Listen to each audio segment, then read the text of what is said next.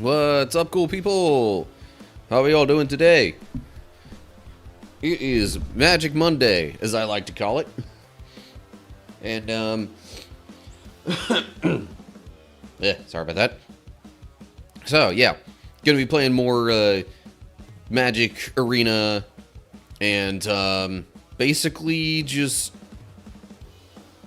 trying to keep things a little, I don't know, trying to mix things up a little compared to last time. I was kind of just refamiliarizing myself with it last week.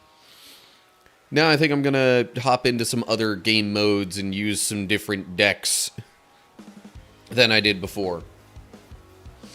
Who knows how many wins that I'll get? That's not really what I'm going for today. We're just, you know, hopping into whatever we can find and seeing how it goes.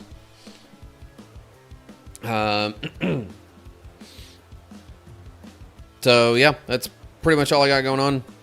Friendly reminder, I got a sponsorship thing going on this month. YouTube folks, you can see the link for downloading Stormshot in the description down below. Twitch people, you can find it on my channel page or just type !Stormshot into the chat. Basically, if you download the game for PC through that link, then, you know, progress through the game, build up your stronghold and whatnot. That helps me out. Helps them out too, because they get more people playing and seeing what the game is like, possibly talking about it with others. And because of the sponsorship that I've got going on, the further y'all get in it, the more it also helps me out, because you downloaded it through my link. So it lets them know that, you know, my community is interested in the game. But anyway, alrighty. I suppose we will go ahead and run the early Twitch ad break while I shift things over to Magic, and then we'll get rolling. Okay, let me go ahead and ditch my own background music here, because now I am about to get into the arena itself. Now,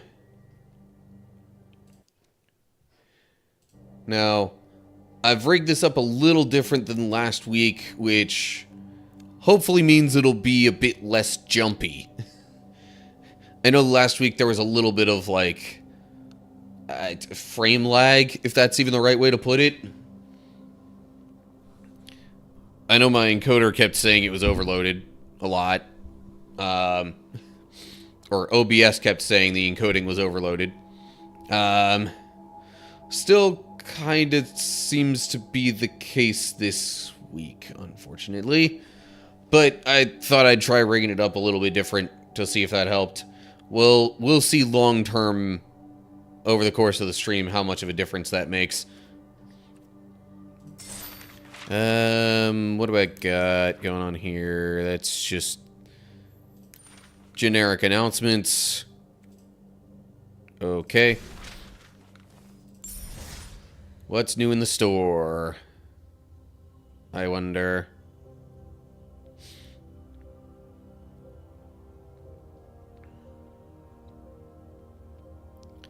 Yeah, so, like, I don't know,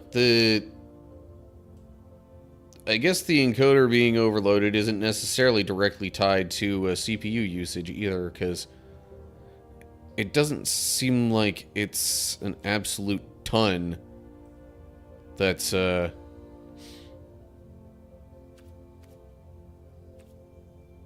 know, my CPU usage isn't exactly extremely high. It's in, like, the 30-ish, low 30% range. So, you know, okay, a lot of those things are just, like, skins, for lack of a better way to put it. Alternate art designs, you might say.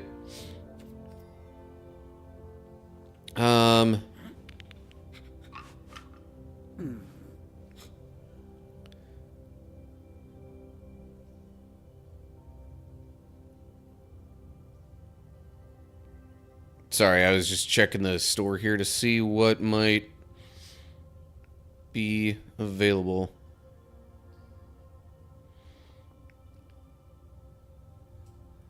See, now what all is in this?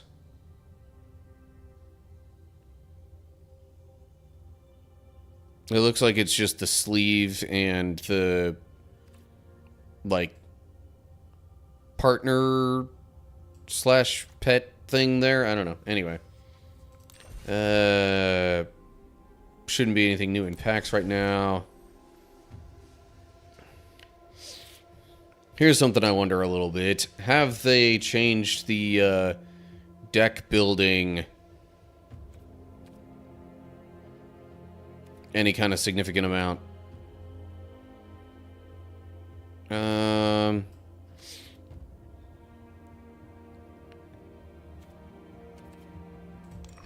I would guess not. But what would be really helpful would be, like, if they just kind of had an automatic thing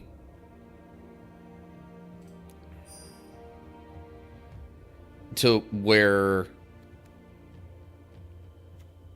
you could go in and basically set a few parameters and it would sort of make a deck for you.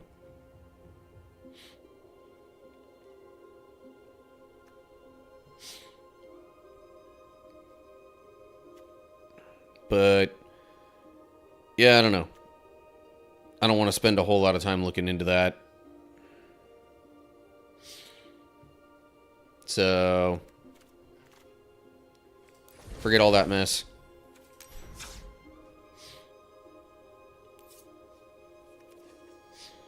Okay. So let's see what all we got here. I was looking at some of this stuff. What events do we have going on? Premier Draft.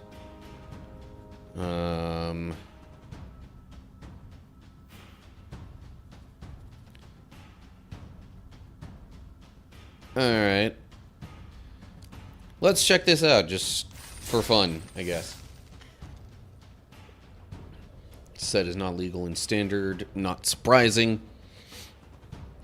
So, the thing with these, like, especially with the draft formats, is that, like, you gotta spend some sort of the in-game currency for it, which is fine, because it's the in-game currency. And that's pretty much because, you know, you're drafting. You're, like, actually getting new cards. Or at least, most of the time, they're new cards.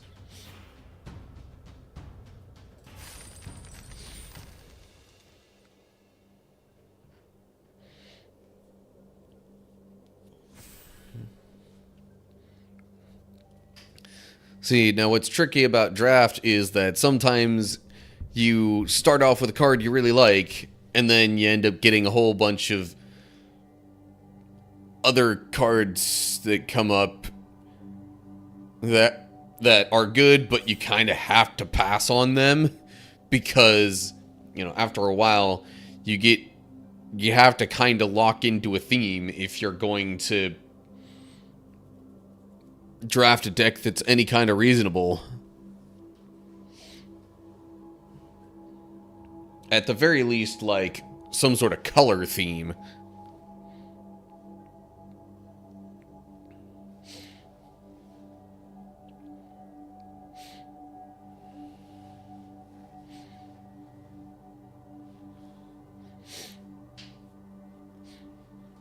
But essentially the way that drafts work usually is you have a set number of packs that get passed around between the different players in the competition. And, like, after you pick a card from one pack, you then pass that off to the next player and get a different pack yourself, minus one card. and then you pick another card from that pack, and then you pass it along, and, you know, keep cycling around until you've gotten to the end of all the packs.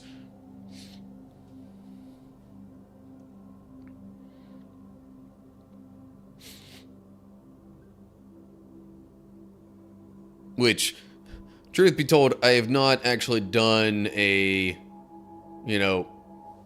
haven't done a draft like this, in person. It's all been in the arena.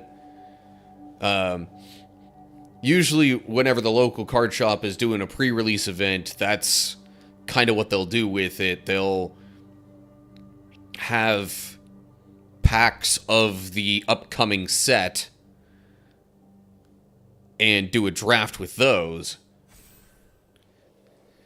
I guess the main reason I typically don't go to those is just because, like, given the time that they start and when they would likely end, it's just a bit late for my current schedule.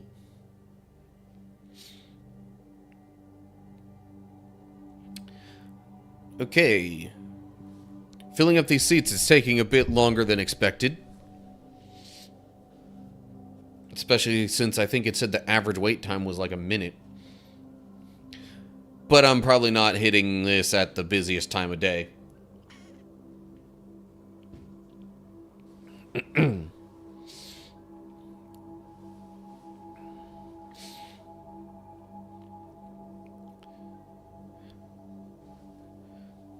So, after all this is said and done, feel free to look at this again, go back and look at last week's stream, and let me know if you think the overall quality was particularly better one week or the other. Because I'm getting a whole lot of OBS saying encoding overloaded. I mean, I got it last week too. So that's why I'm like, I'm not sure there's going to be too much of a quality difference. I just wish it was easier to figure out a way to fix that.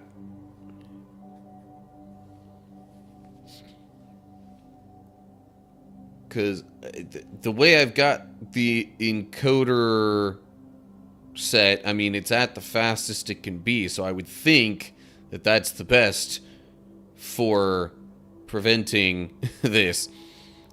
It mentions turning down video settings, which I guess I guess maybe next week I could try turning down the video settings a little bit.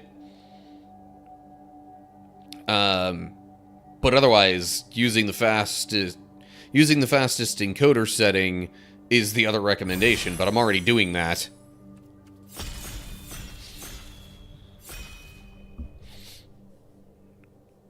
Alright, come on, people. Ready up. I'd rather not wait another, 3 to 5 minutes for another draft table to fill up. Although maybe it wouldn't be as long the next time around because all of these people would also be back in the pool waiting. Alright, come on. What you doing?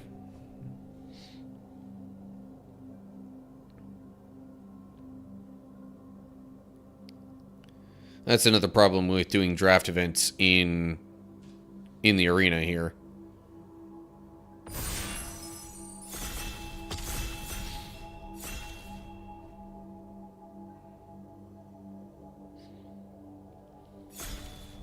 Hey, okay.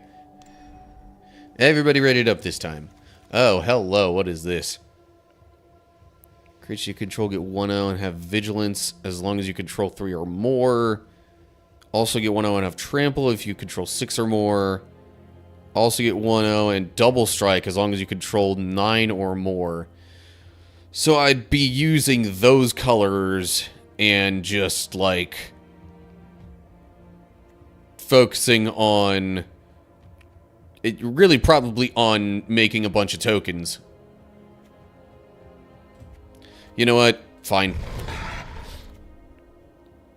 Let's see here. Whenever another creature you control enters scry 1. This is the second time this ability has resolved this turn. Draw a card instead.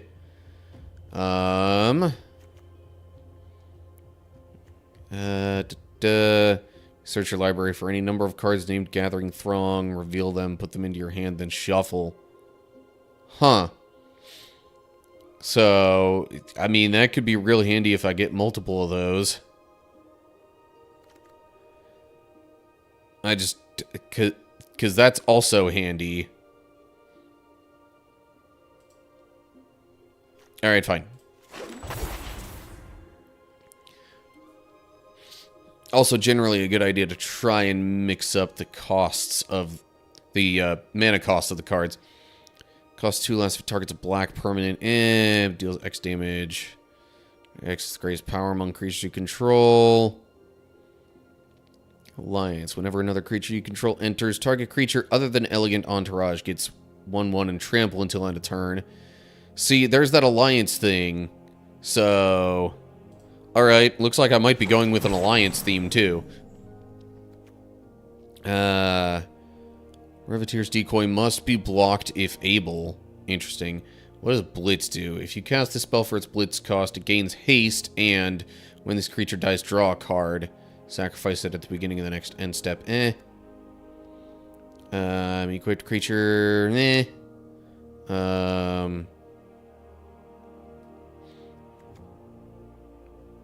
I guess I'll go with this one. Not using black. Target creature gets +X/+X until end of turn. Create a 1/1 green and white citizen creature token. That could be helpful. Enters with a shield counter on it during your turn. Gets 2/0.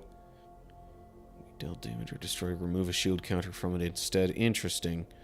I'm gonna go with this because of the token creation, I think. Ooh, hold up. Scratch that. Well, you know what? No. I'm picking a lot of green so far, though. Not much red has shown up. I've seen a decent amount of white. Just haven't... here we go. Glittering Stockpile. Add a red. Put a stash counter on Glittering Stockpile. Add X mana of any one color, where X is the number of stash counters on Glittering Stockpile. Could be handy. It's 2 damage to target creature or planeswalker.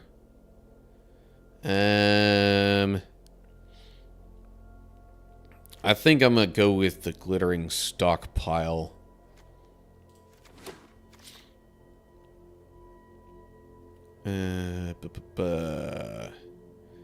Courier's Briefcase enters, create a 1/1 green. Basically a citizen token. Sacrifice the briefcase, add 1 mana of any color. Well, I'm not going to be doing the pay all the different colors part.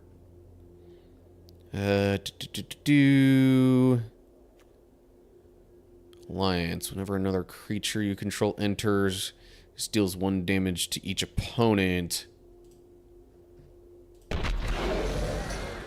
I didn't realize I was running low on time there. 4/5 reach and trample. Okay, I guess. Ooh, but there's also this. Since I already have the overall color theme going on.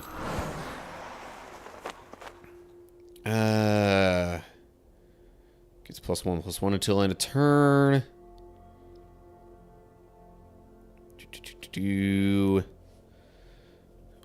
Or I get this one.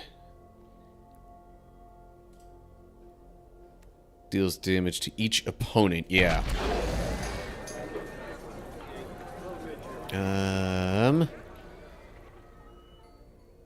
Whenever high-rise Sawjack blocks a creature with flying, gets 2/0. Choose one. I can create tokens with that. That's helpful. Ooh, yeah. This one's still in. I wanted that one before. I'm taking it now. I need to pick some more white cards, though.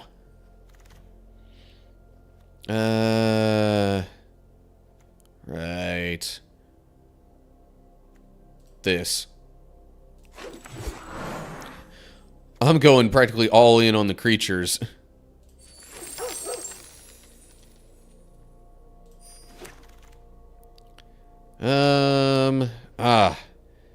Doesn't quite fit the color theme. Just a little bit off. Put a shield counter on target creature. Inspiring Overseer enters. You gain 1 life and draw a card. Not bad. So what does this one do? Create a citizen token. Exile from your hand. Target land gains. Is cast from exile. Huh. Interesting. I'm going to go with that, though, I think.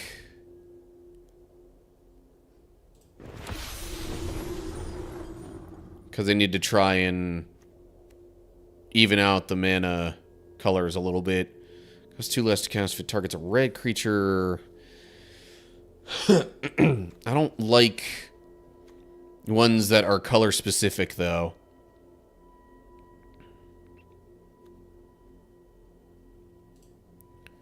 Again, drawing a card is never a bad thing. Well, I shouldn't say never. It's rarely a bad thing.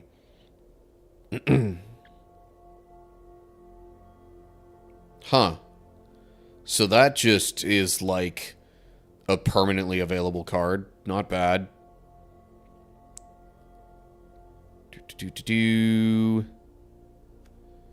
What does this do? Put it into your hand. But the token creation. Still, low cost card. And mana balancing. Return up to 3 target creature cards with total mana value 3 or less from your graveyard to the battlefield. Not terrible, I guess. Okay, now I'm leaning a little heavily on the white. So let me try and find something else this time. Rock's Pummeler enters with a shield counter. Has trample as long as it has a shield counter on it. Okay.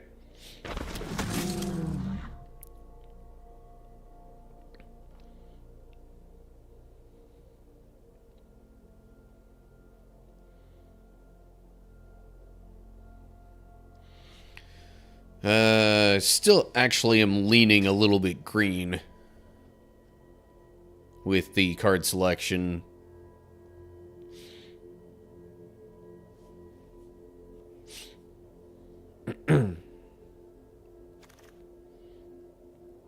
Ooh, green and white. Other citizens you control get 1/0. Create a... Whenever it attacks, create a citizen token. Oof. Okay, that might be a little too helpful to pass up. Given the theme I'm going for.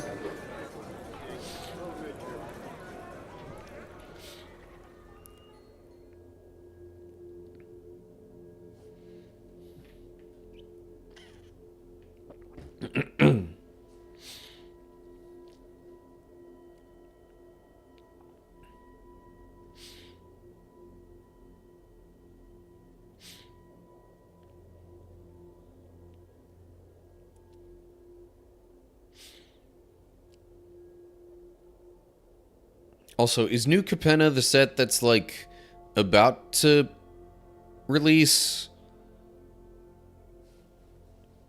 Not 100% sure on that. Right. There was this. Sacrifice a creature with power 2 or greater when you do copy it. And if it has any targets, you may choose new targets for the copy.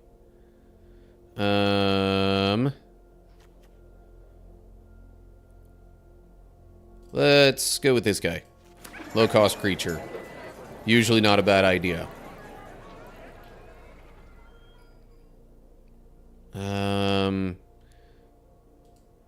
As long as it doesn't make me try and use the blue. Or there's that. Yeah, that can make citizen tokens. I'm trying to get multiple cards in here that make citizen tokens because that'll help the overall effect of this guy. We got that. Yeah, I mean, that's kind of helpful, but I also like this card.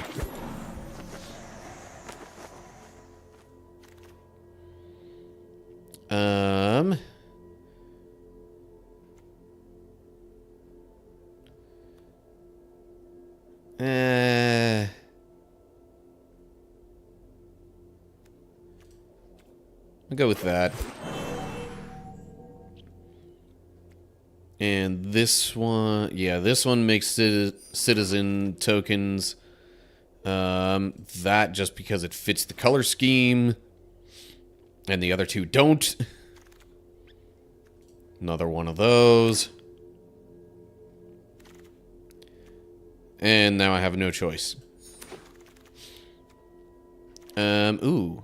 Green and white. Whenever it deals combat damage to a player, draw a card. If you had 2 or more creatures enter the battlefield under your control. But also a 2-cost flying trample is interesting. Sure. Even just for the rarity of it, it's a little hard to pass up.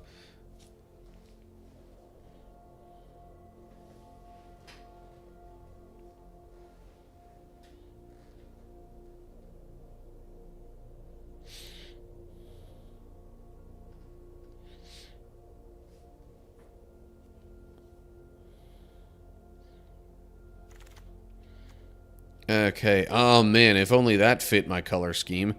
Unlucky Witness. When it dies, exile the top 2 cards. Until your next end step, you may play one of those cards.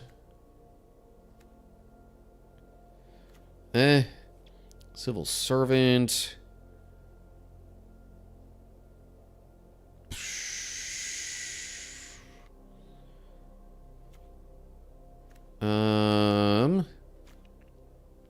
You know what?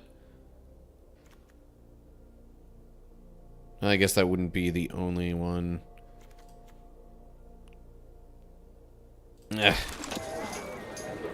I might regret that choice later, but whatever.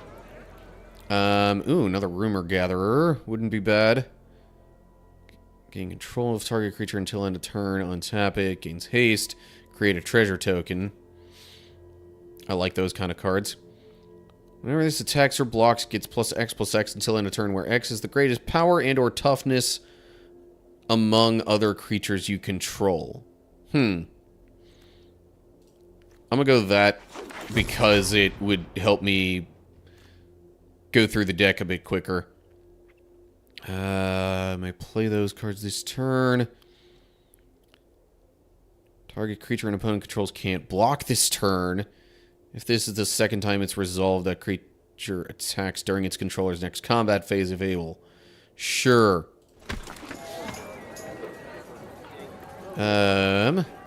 Most of the vermin enters with a shield counter. Whenever it attacks, target creature you control has base power and toughness 4/4 until end of turn. Interesting. That would be a little hard for me to pass up, I would say. Although, now I've lost all semblance of the mana balance I have going on here. Definitely leaning a bit green still. Let's go with this.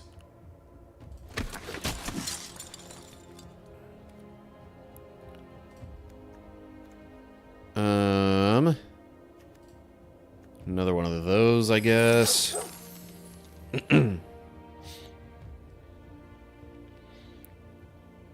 Could do with a little more white.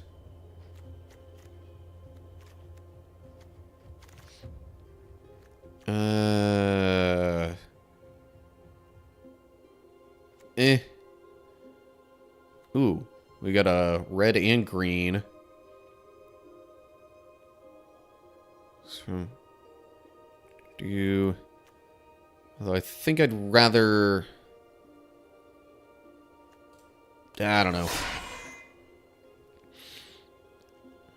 There are, like, no white creature cards left, are there? Draw two cards and create 2 treasure tokens. That wouldn't be bad.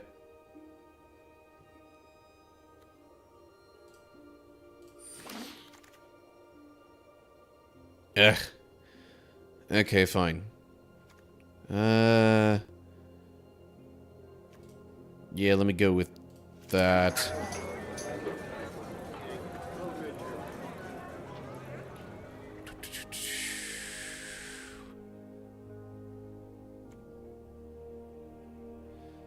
Sure. Let me go with that guy. Another gold hound. And I can't help but select that. That's going to go into the sideboard for sure. Because that's not especially helpful. In fact, it's not helpful at all. How do I put it in the sideboard again? I think I just click on it and it'll remove it. Yeah. Okay. Is there any particular way that I would want to kind of whittle down some of the cards in this deck? Maybe get rid of one of the gold hounds. Hang on. See, it would be great if I could better balance the mana for this, but at the same time, like, it's not terrible.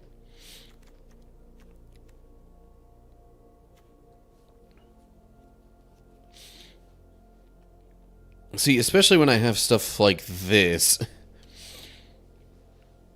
May cast Rakish Revelers for as long as it remains exiled.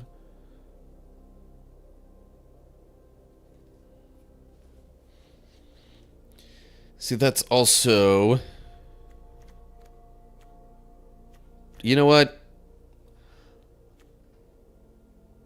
Maybe this is too many cards, but I don't really know. Okay, let me ditch one of the gold hounds.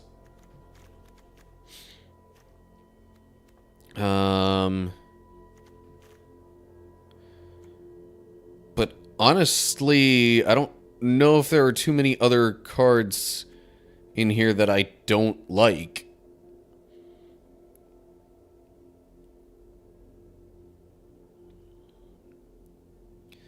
That one's kind of meh. Also trying to see if there are any of these I didn't actually get a really good look at. What was this one? Right. And that's the one that can create a citizen token or a treasure token. Mana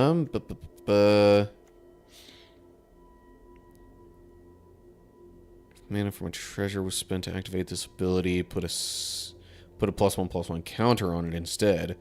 Okay, interesting. Okay. That one... You know what? That's not particularly helpful to the theme. Target creature gets 2/2 until end of turn. If you control 4 or more creatures... Okay, yeah. with the whole idea of piling up creatures, that's helpful to have.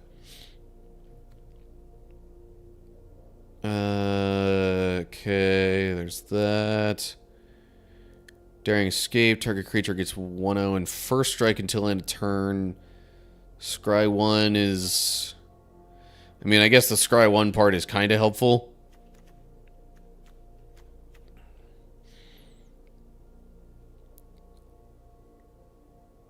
Yeah, I don't know if there's too much else that I would, like, really want to get rid of.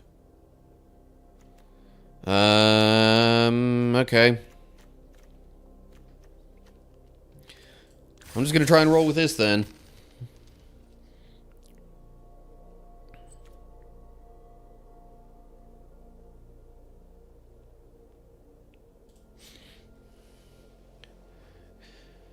Let me see if it gets any wins before I think about adding this deck to my permanent collection.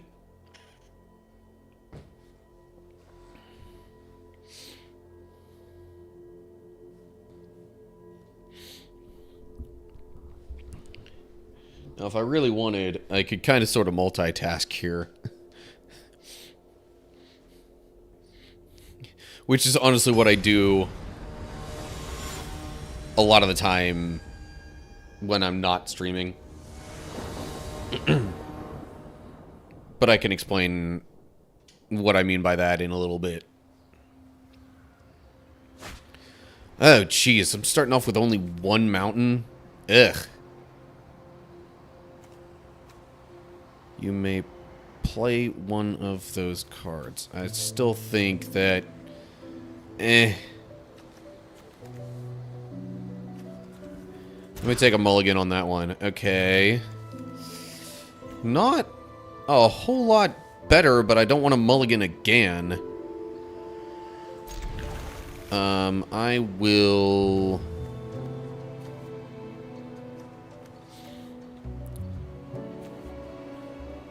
I think I'll put the Rocks Pummeler on the bottom just because of the high cost of it.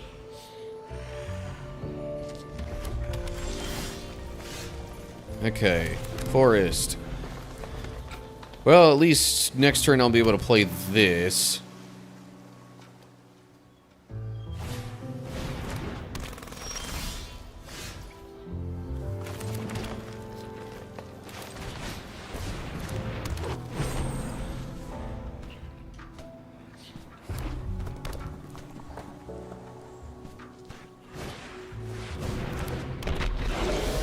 Fun.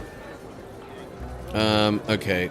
So now I think is when I exile this from my hand to make it so one of my lands can, like, you know, use other colors of mana. I am not gonna attack this turn.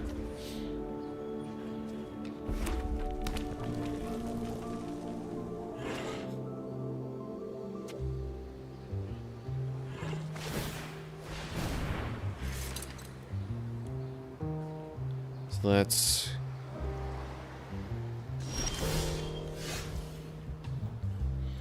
more lands would be really helpful, I'm just saying. Do...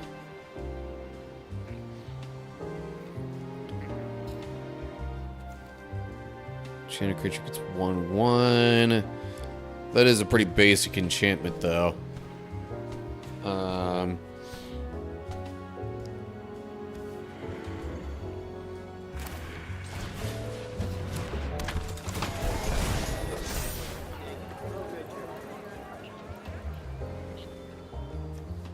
Oof, that delay there. You know what? I think I actually will attack this time. Because next turn I'll be able to block with Unlucky Witness, hopefully.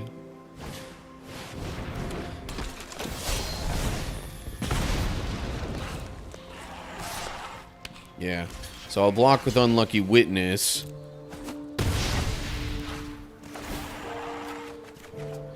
Oh, goody. Okay.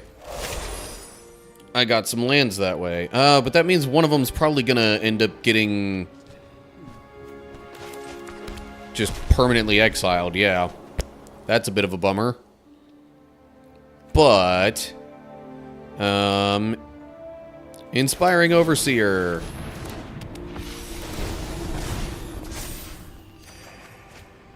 Mostly just for the card draw.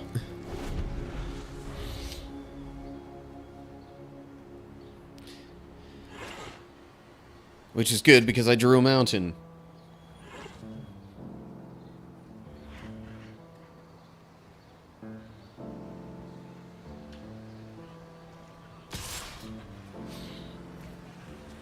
Yeah, and you see, I'm probably just gonna have to let that go through because I can't even block. I can't even do enough damage with my blocks to get rid of it. So I would basically just be losing 2 creatures for nothing.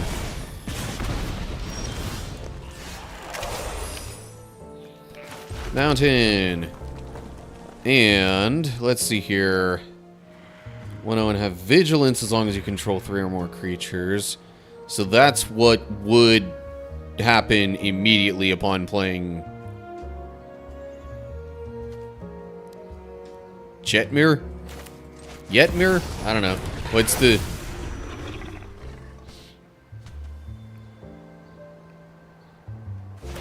Oof, okay, come on, there we go. You, because that's basically 3 free damage.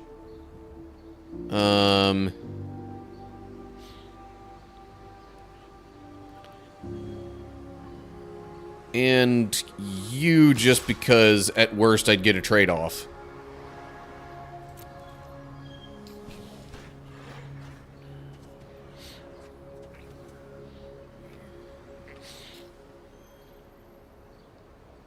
Of course, if I lose my attended socialite, then I almost said shieldmate. If I lose my attended socialite, then the whole having 3 or more creatures effect goes away.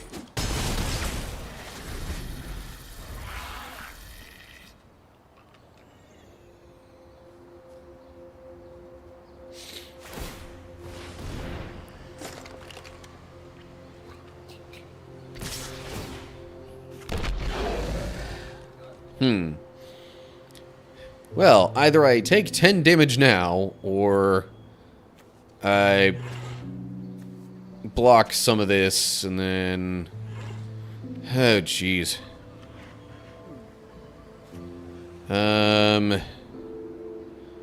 That's quite problematic.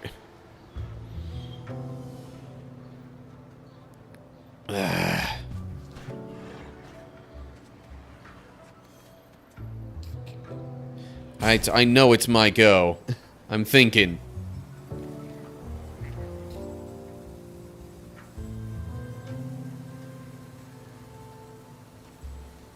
Ugh. I'm letting it go this time. Hopefully they don't have something that'll majorly beef up their attack. And well, phooey.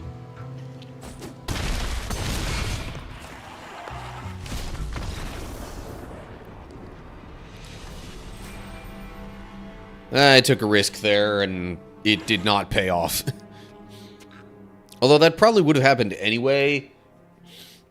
And then I still wouldn't have gotten rid of much that they had.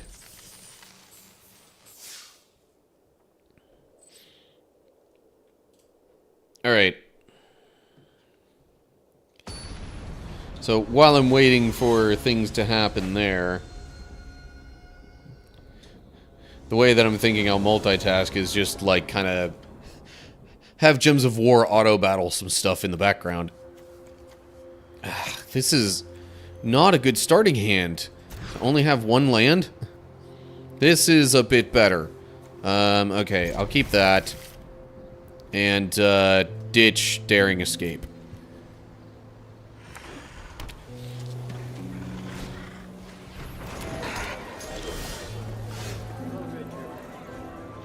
Please power and toughness 5/5 until end of turn. Okay. We'll do this. Cabretti Initiate.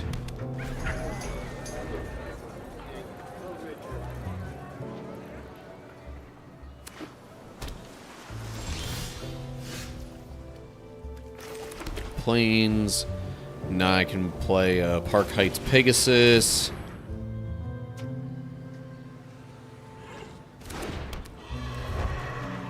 Attacking is pointless because they could just block it with no harm done. Oh, great. Now they have a flyer, too. And I'm not getting any more lands. Well, that's super helpful. Gotta love that. Oh, jeez.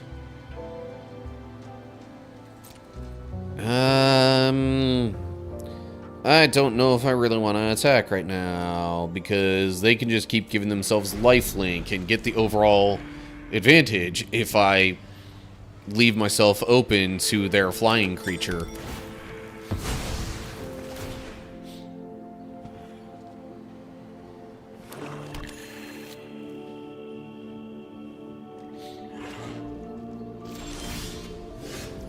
Oh my gosh, give me some more land, please.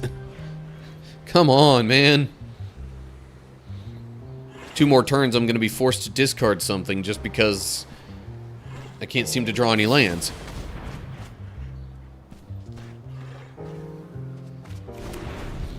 I mean, it gave me, what, 17 lands out of the 58, I think, overall cards that I have. So, like, I tap an untapped creature you control. Oh, jeez. Hold up.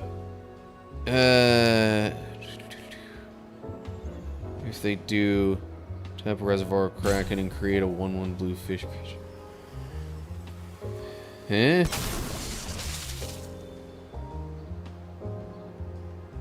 I see, so I'm exchanging the, I'm exchanging the Kraken attacking with them getting a token that says it can't be blocked. I still see no point in attacking.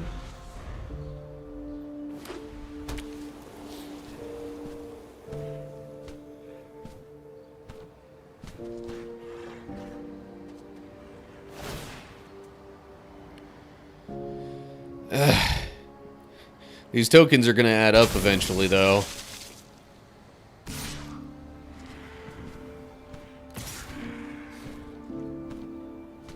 I'm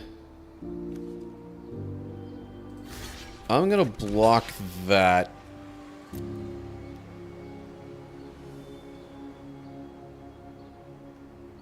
Just because I don't like the idea of you gaining a massive life advantage through it.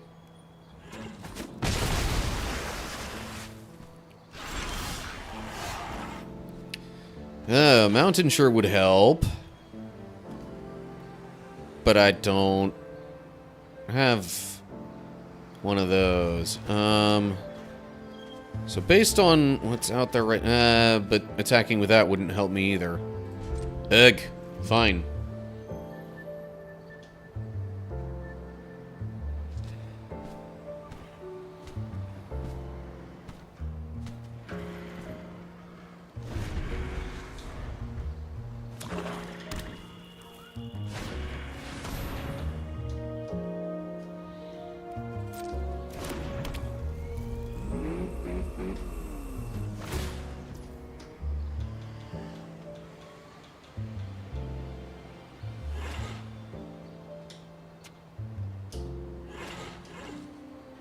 Oh.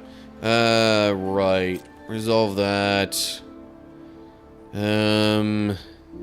Yeah.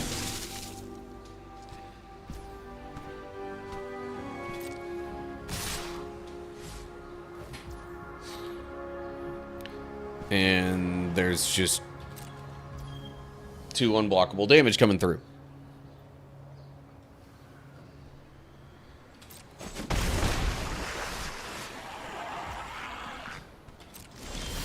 Soon to be 3 if I can't get anything else out there. Or even if I can get anything else out there, really. And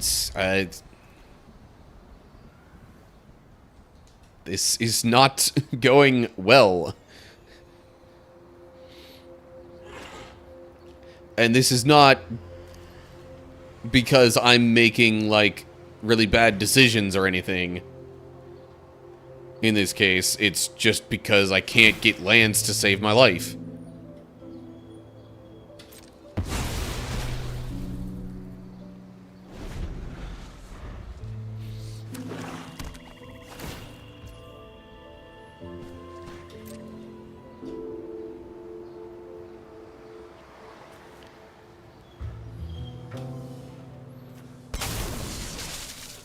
Still, I don't want to take the 6 damage from the Kraken in addition to all of this now.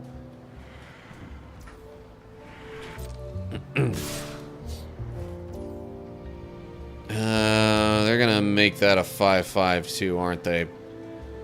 Great. I'm not gonna block because then I would lose my creature and not really get anything good in return.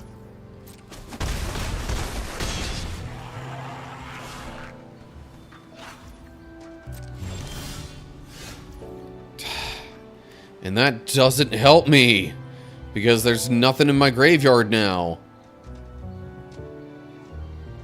Wow. You know what?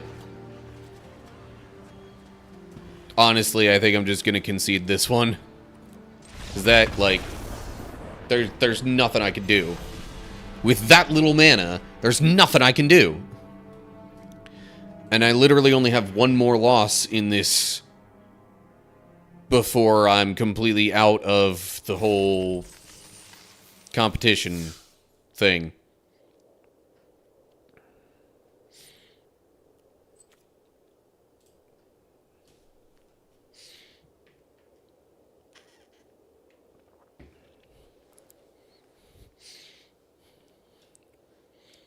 I feel like this deck should be better than how it has played so far, but, like, maybe not. Maybe it just has a few too many cards for the synergy to really be effective. Hey! A hand that I might actually not take a mulligan on to start off with.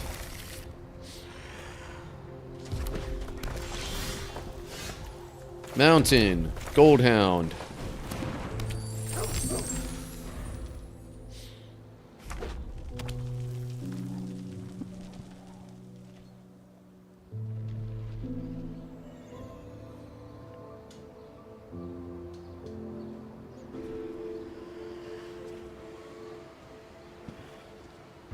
Alright, what you thinking there?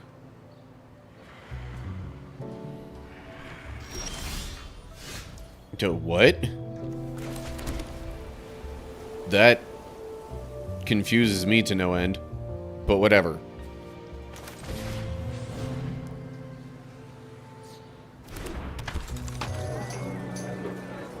Next.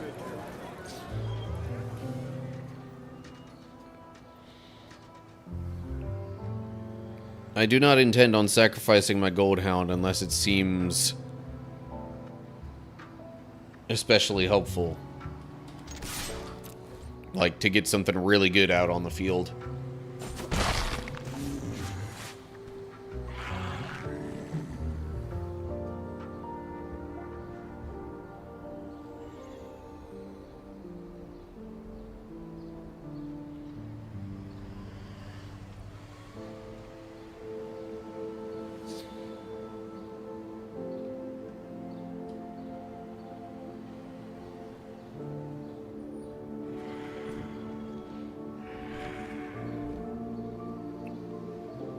Alright.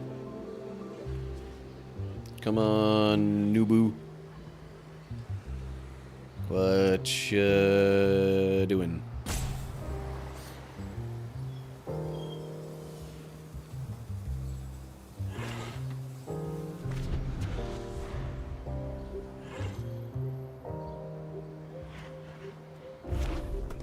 Usually when that kind of thing happens, there's something that they could play that they just don't want to, or at least not yet.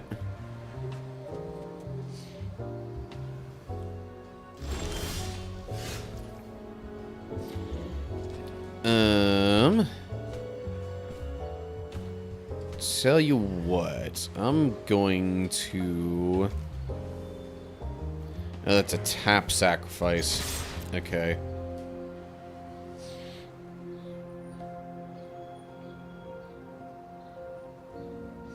So if I attack with Goldhound, I cannot then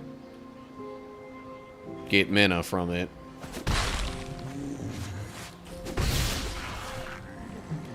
Unless I end up with some kind of way to also then give it Vigilance. Come on, there we go.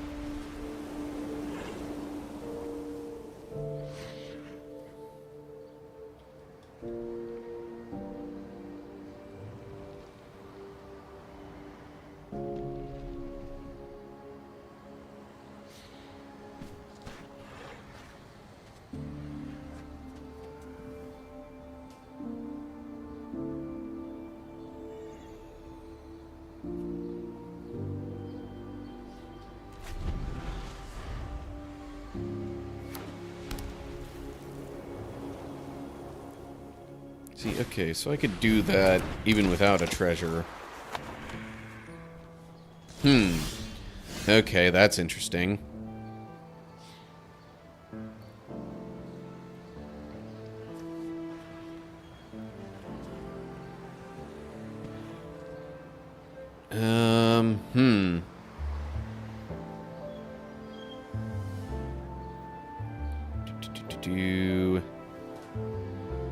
I'm just debating. Oh, because this has Menace.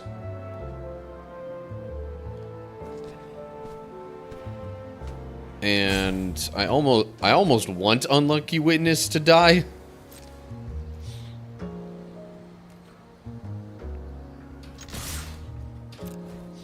So let me attack with both of them and then see what I've got available. Good golly.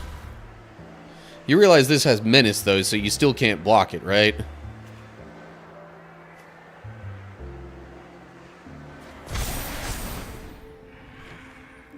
But it does get a permanent +1/+1 then, which is not good for me. Okay, see, now I will play that forest from exile. That does mean the other card that was there can't be played. Because I only get to pick one of them, but oh well.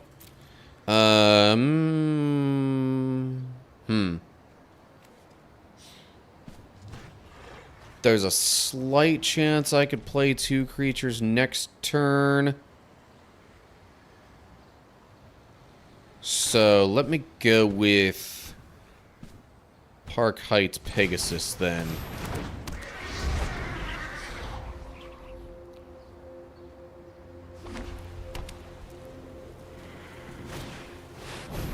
And of course then they play something with flying. Exactly 3 colors. Okay. I am not going to block that. Yes, I realize I'm going to take 4 damage now.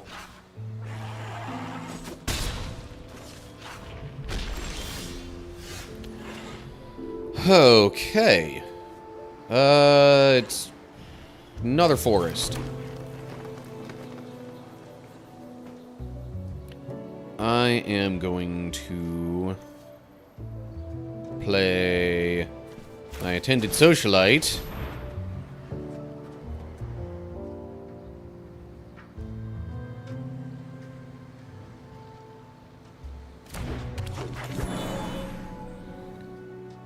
And then also Jetmer's Fixer.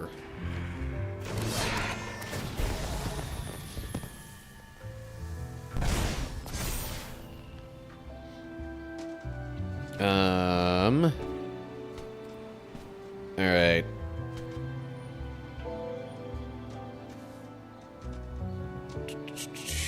I will move to combat and attack with both of them just because there's nothing left for Goldhound to really... Well, I mean, I could just use it as a blocker.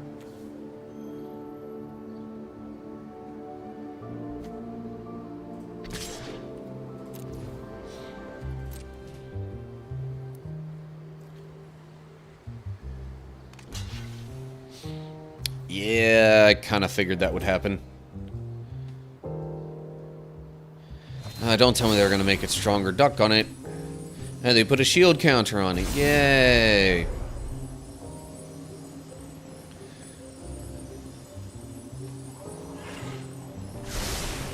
Which basically means they get to destroy my creature, and my creature's damage counts for nothing. Great. Love that.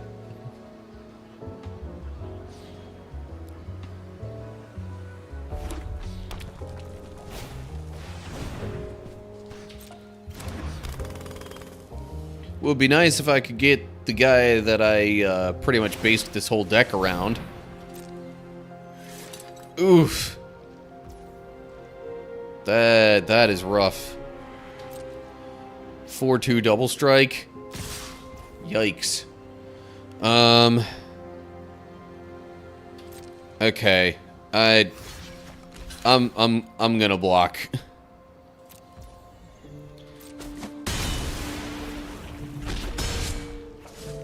Fortunately, it does not also have trample. Otherwise, that would have been just painful.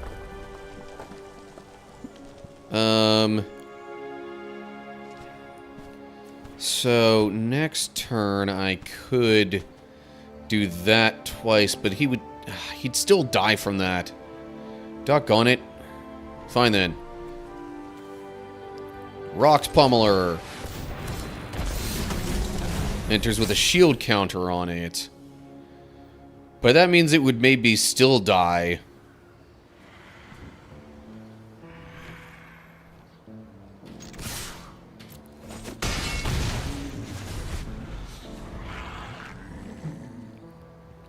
Has trample as long as it has a shield counter on it. See, that's also helpful information.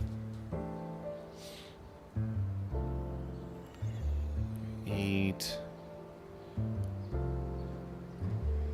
Right now, my opponent is pretty much guaranteed to deal 2 damage to me with a very likely 8 more.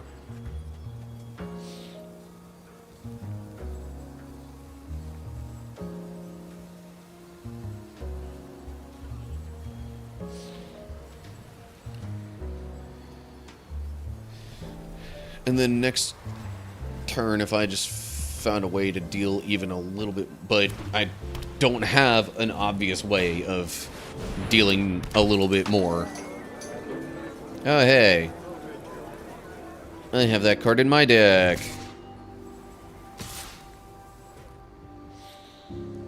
Ugh.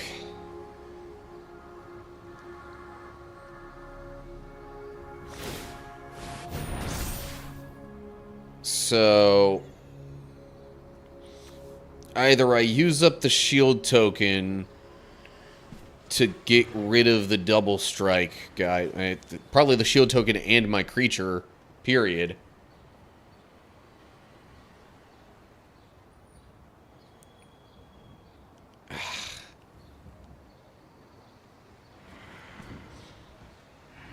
But then that extra damage would probably just go to the flying creature. So, I don't know.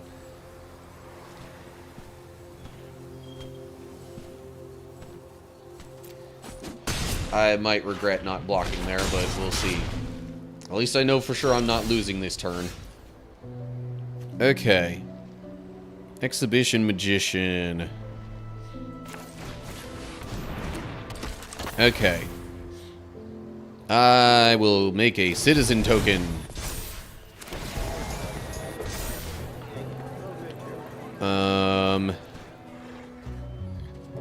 And then I can, let's see here. Do I want to go with a forest or a mountain? I'm gonna go with a forest.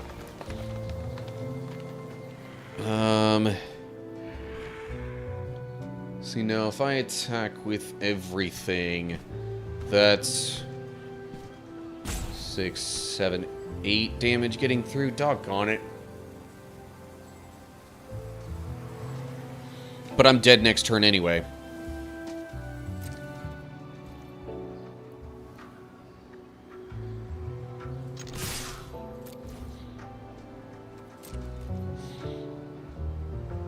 Might as well deal as much damage as I can. Like, and if they don't block the smart way, then I still win. Might as well activate that. Dang. It was so close. But still somehow did not get a single win. Which seems crazy, because this actually doesn't seem like a bad deck. I mean, okay, the one loss, I just was completely lacking lands. That's sort of a fluke.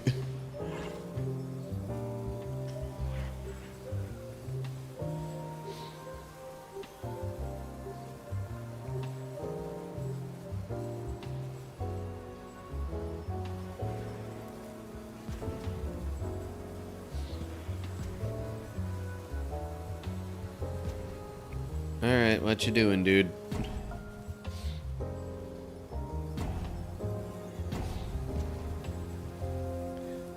Like, you have the win in the bag. As long as you keep 3 or more mana available.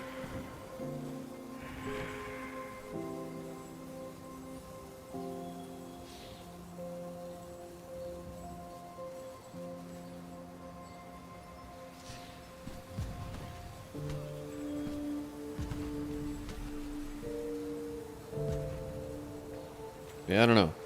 I kind of want to use this deck more, although it did say that it wouldn't be usable in Standard. Yep, okay. There's the win for them.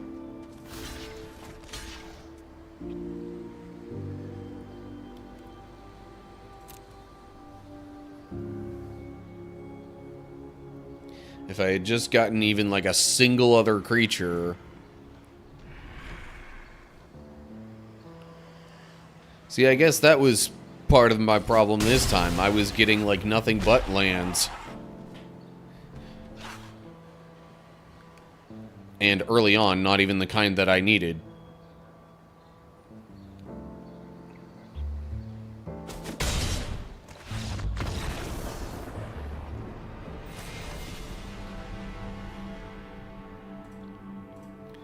So even though I didn't win, I still kind of almost want to add it to my, you know, I still kind of want to add it to my decks, oddly enough. But hey, at the very least, I get a pack and 50 of these, like, gem things or whatever they are.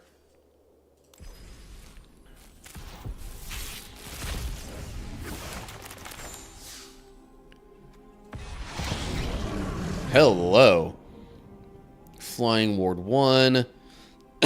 Whenever you attack, target attacking creature connives X, where X is the number of attacking creatures.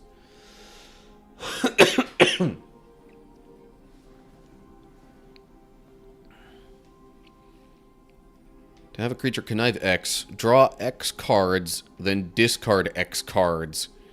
Put a +1/+1 counter on that creature for each non-land card discarded this way. Where X is the number of attacking creatures. Huh. Interesting.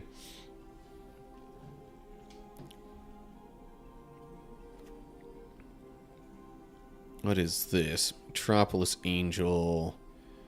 Whenever you attack with one or more creatures with counters on them, draw a card. And what's the... How do I... It's showing another thing behind it. I don't know why. Speakeasy server. When it enters, you gain 1 life for each other creature you control. Jeez.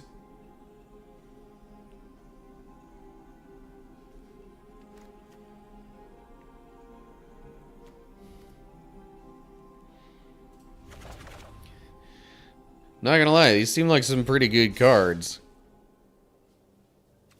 At least one of which would help with that theme that I had going on.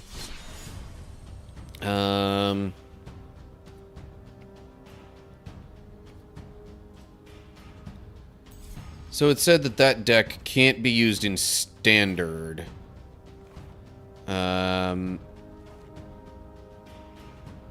What could it be used in?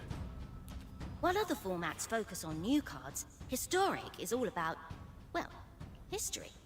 You can always play your old cards here. With so many options, the possibilities are endless.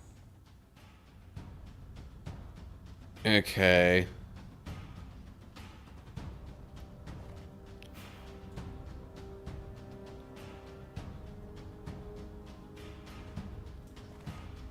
Why can't I use the draft deck there? Oh. Does it not have enough cards? Is that the problem? That might be the problem.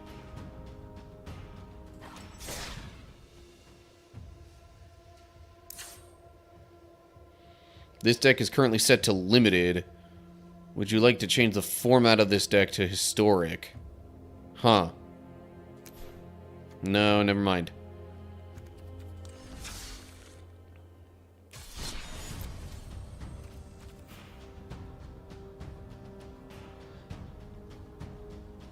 I guess I would probably have to, because what other limited option is there? I don't think there is a limited option in just, like, just a broad limited option.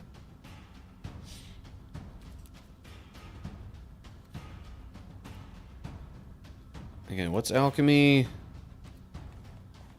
Not sure. Or I could hop into a brawl match. Standard brawl, I don't have anything valid.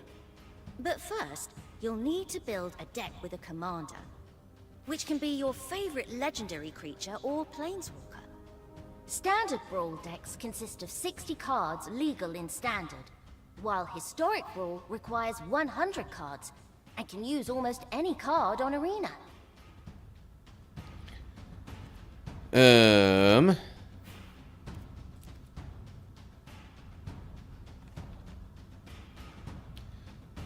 So wait, this...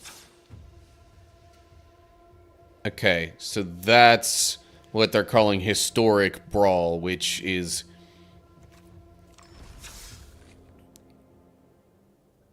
what most people think of as just, like, Commander.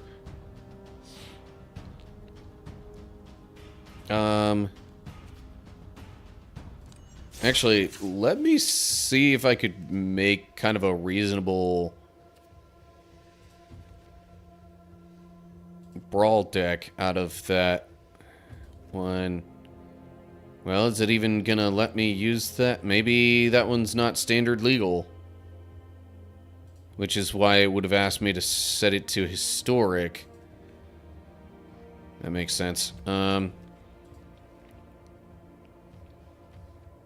Probably want to go dual color with this, at least.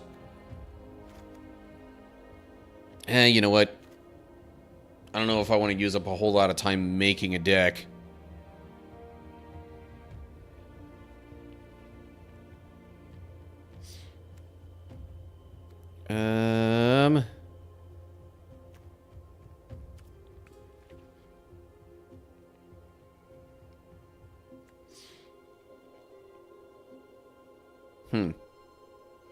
Yeah, no, forget that.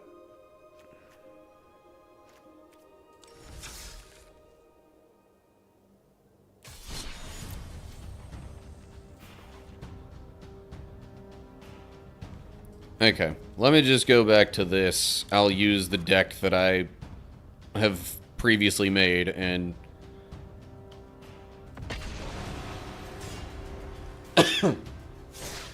we'll see how it goes. Although maybe I should have looked at some of the other events, too. Since I started off with one.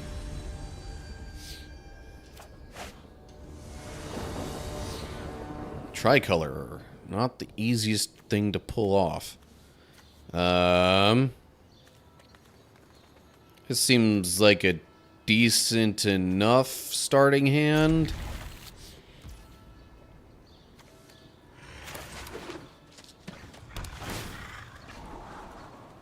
Let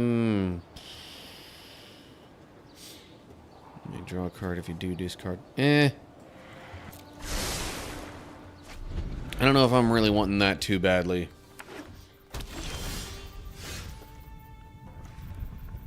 That enters tapped, but I think I'm gonna go with this and play a growth spiral. And go with that.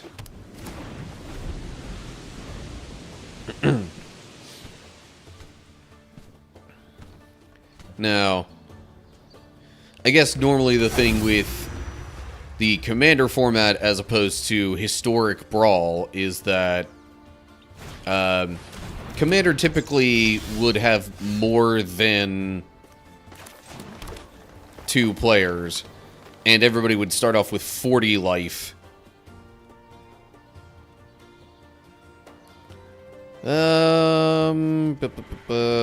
Whenever you cast or copy an instant or sorcery, whenever it attacks, you may mill 3.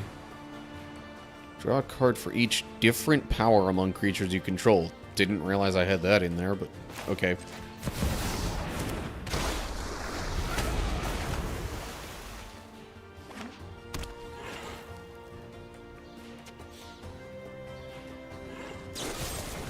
They're gonna kill my commander, of course. Yes, I will move him to the command zone. Well, that stinks.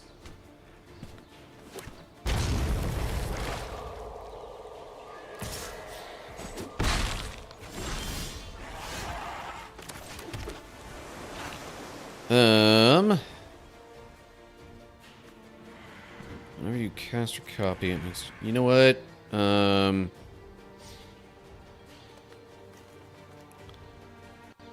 Let me go with this. So I can save enough mana to potentially counter an ability if it seems helpful. Oh my gosh! Stop it with the destroying cards! Like, come on, dude. It's not fun when you don't give people a chance to do literally anything. Those are the kinds of players I absolutely can't stand.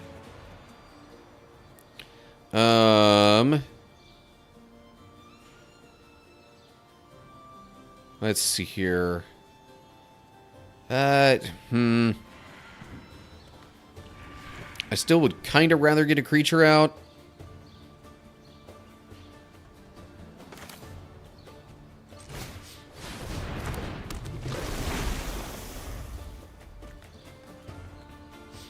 Which, granted, I could have brought Kumena back out.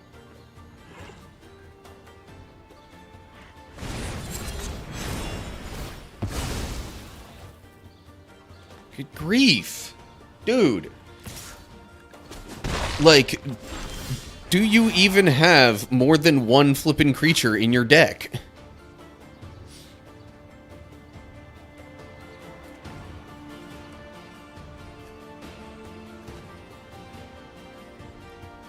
Choose a non-land card name, then reveal the top 4 cards. Put all cards with the chosen name from among them into your hand, and the rest into your graveyard. That's...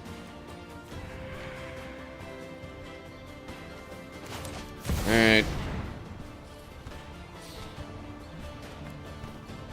Let's try using my commander again.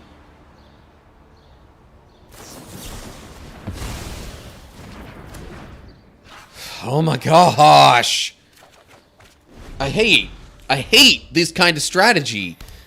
I mean, I get that it's, you know, like a valid strategic playstyle competitively, but it is literally the most annoying playstyle to go up against.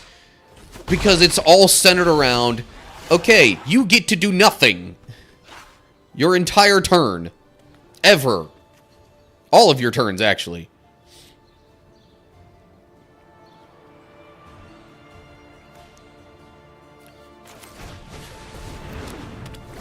But now they don't have any mana to do anything more this turn. So... okay.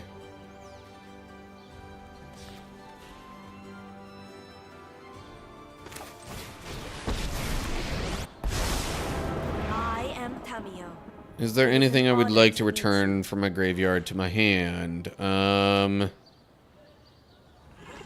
Could bring back World Shaper.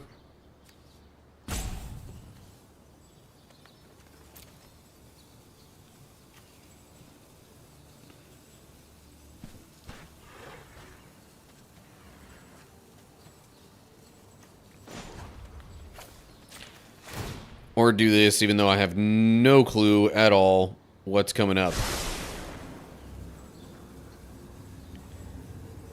Now I have to choose a card name. I know I don't know.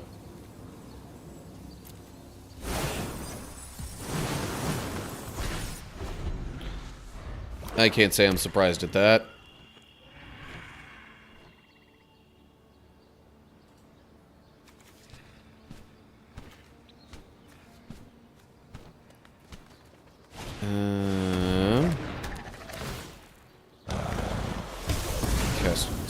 Doggone it! Cast an instant sorcery or wizard spell. Gains flying until end of turn. You cast a non-creature spell. Put a... okay, anyway. You reveal a creature card from among them. Good golly.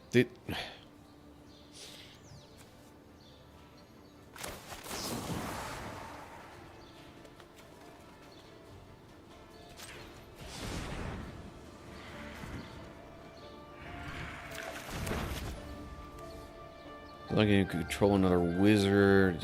And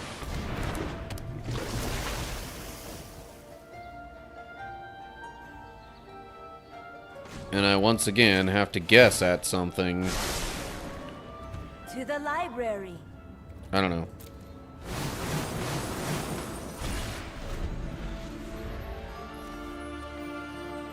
Dang.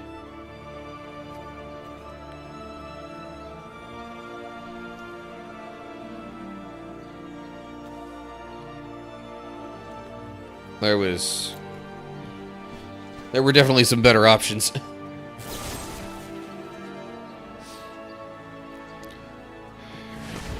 Oh my gosh!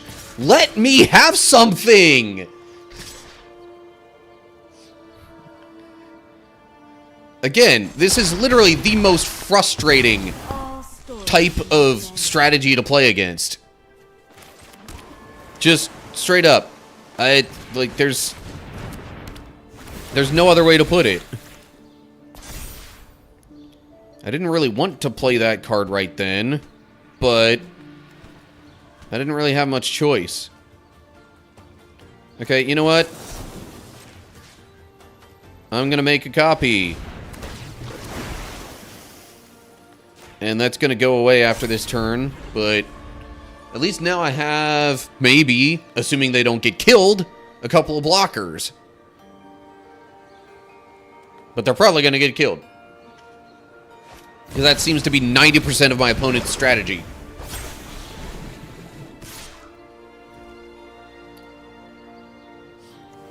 Whenever it dies, you may cast it from your graveyard as an adventure until the end of your next turn. Still wouldn't necessarily come back, though.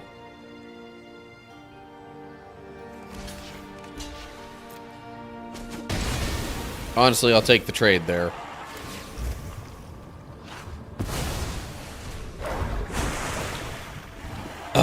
That's why that... Doggone it, seriously,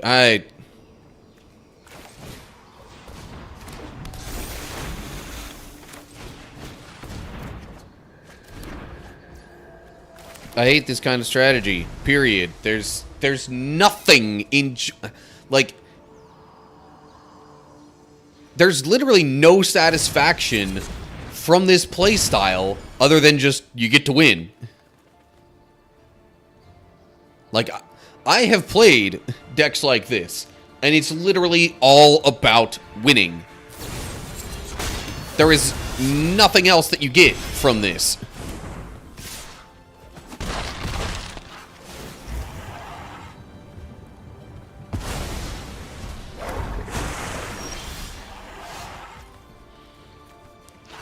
Swift Warden enters. Target merfolk you control gains hexproof until end of turn. Well, that's not...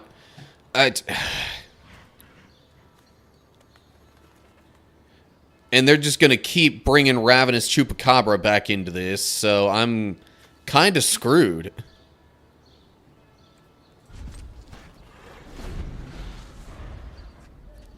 Like, there's basically nothing I could do. Unless and until I can get at least 2 creatures played in a given turn cycle.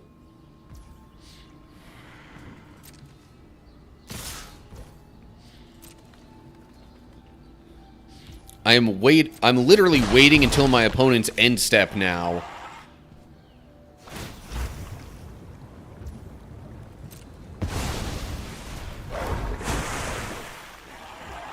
Because now I can play this without it dying. Maybe.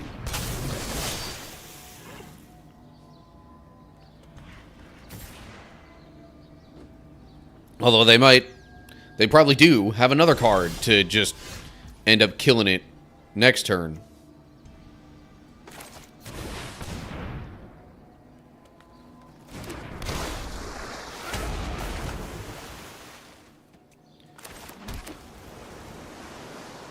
This was really just a terrible matchup of decks.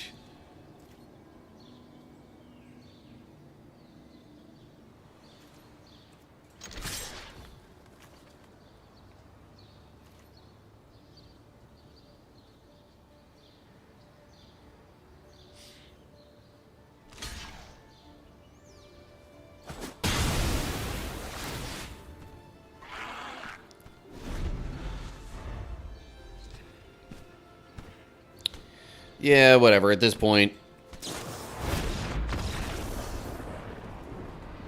Wow.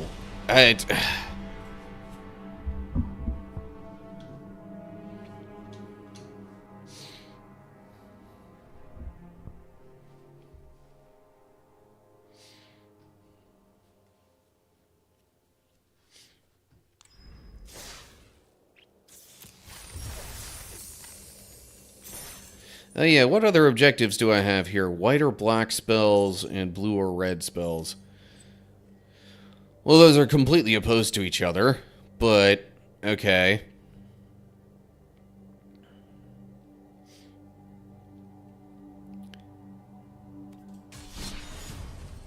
What other events do we have going on? These are... Well, no, they're not necessarily all draft events.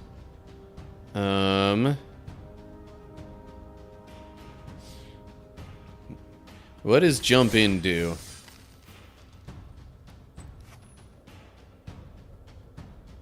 When you join this event, you will get to select 2 different half decks from a variety of themes in alchemy. Combine them, and you'll have a deck that's ready to go. Play as much as you want here, or use the cards to build new decks for other modes. Huh. Alright, you know what? Fine.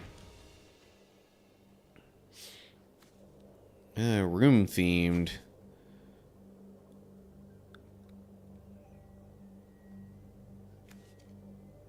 Casting.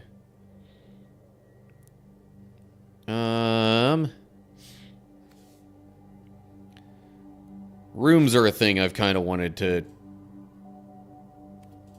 check out. Okay. Gadget. Apprentice.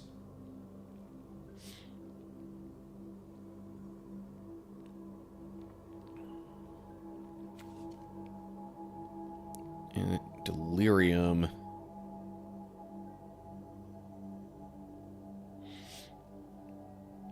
It doesn't even have a delirium effect. Like, you know what? Fine. I'll just go with the same color.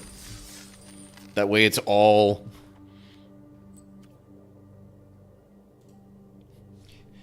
That way it's not, like, leaning too much one way or another in terms of, you know, mana balance.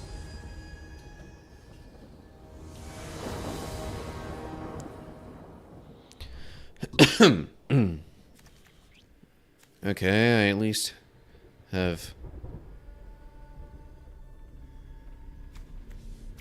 I've got a few cards I could play.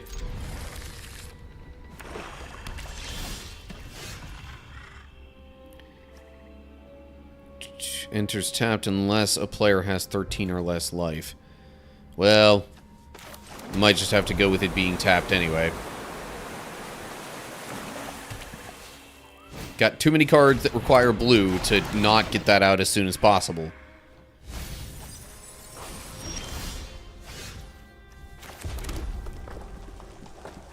And that's got Death Touch. Ugh.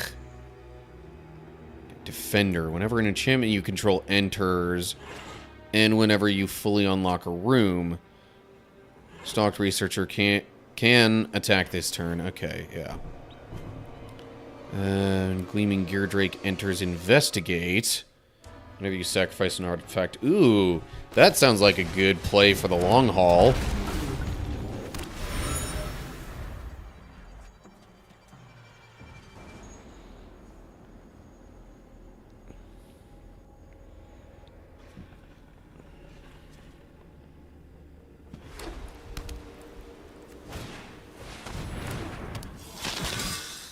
Sacrifice another creature, put a +1/+1 counter on... Ah.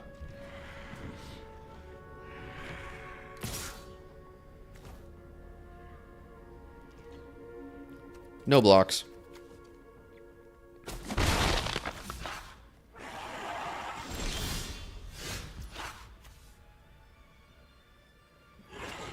Well, of course it enters tapped, but...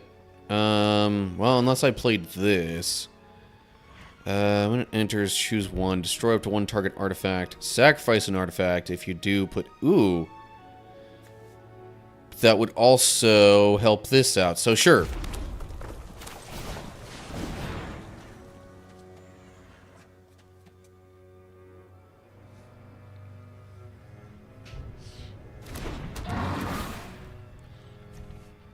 Sacrifice. Sacrificing that. Obviously.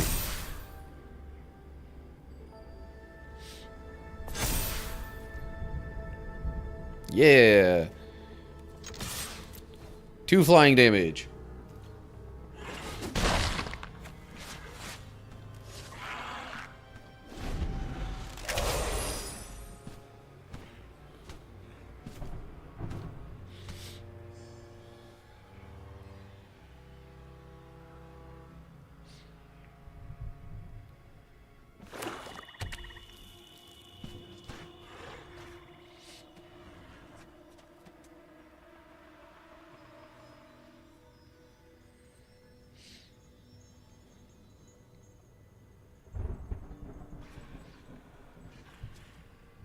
Alright. So far, this is going... actually pretty okay.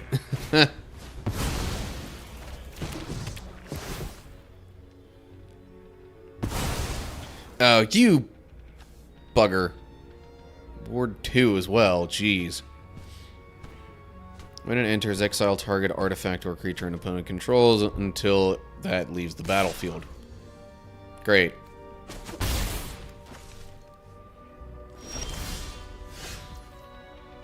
Okay. Smoky Lounge. Oh, that's a room. So let me go ahead and play my Stalked Researcher first.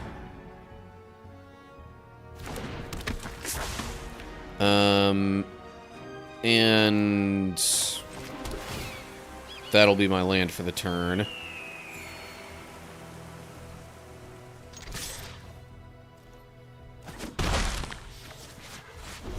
At the beginning of your first main phase, add 2 red mana. Spend this mana only to cast room spells and unlock doors. When you unlock this door, create an XX blue spirit creature token, flying where X is the number of unlocked doors among rooms you control. Oh, great. Now I have to exile a card from my hand. Target non-creature artifact. You know what? I'll pick that one. I don't know if I see that being super helpful.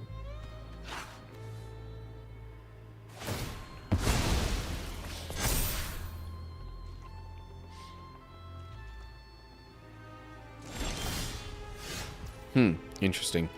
Play a mountain for land. Whenever it enters or attacks, you may sacrifice an artifact. I don't have any artifacts. Well, technically that's an artifact, I guess.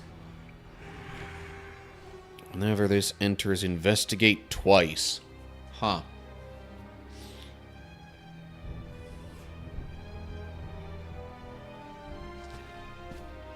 Tap, create a 1/1 colorless Thopter. Flying, activate only if you've sacrificed an artifact this turn. Okay.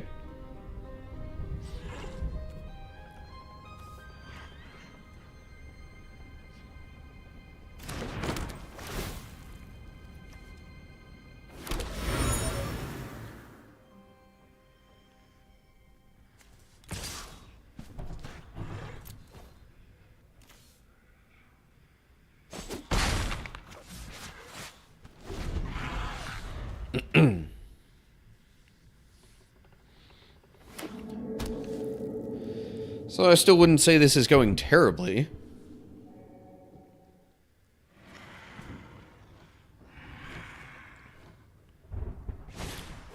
It's definitely not like I'm going to steamroll my opponent or anything.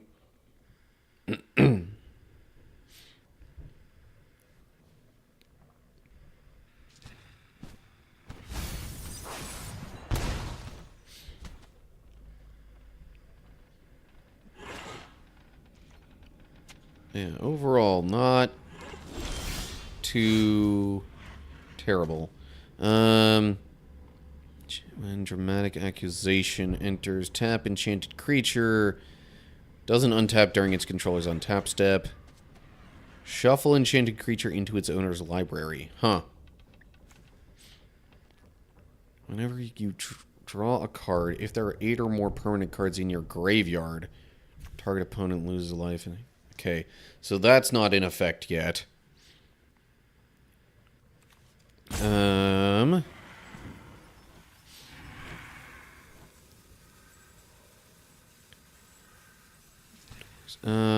Okay.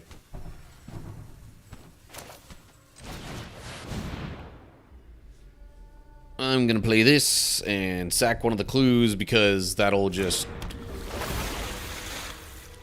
Like, drawing a card is kind of the only point of those anyway. Man. Okay. That'll be my land for the turn. Let me get a Thopter.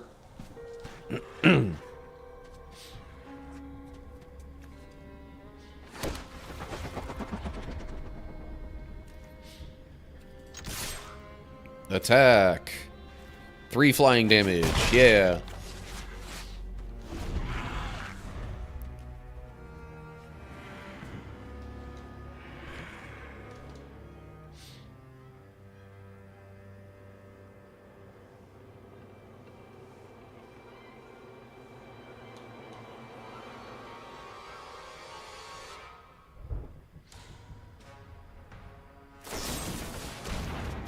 Doggone it. Well, there goes that whole deal.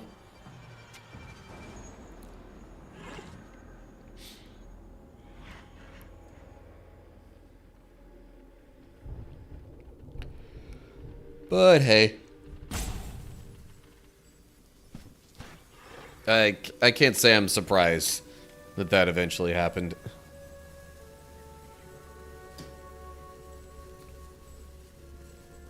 Beginning of your first main phase. Gotcha.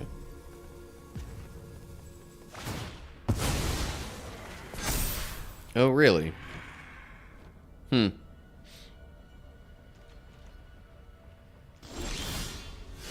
But of course you're not going to attack.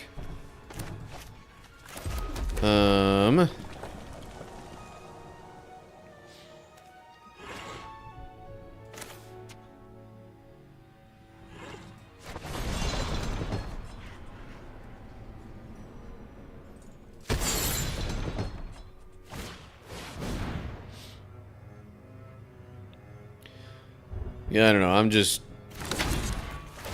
playing that because I kind of assume it's a good idea for the long haul.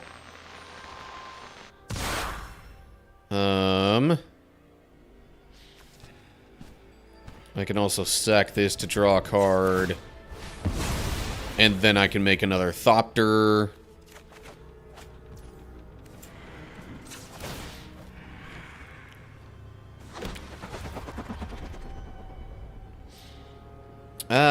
I'm just gonna attack with my Thopter here.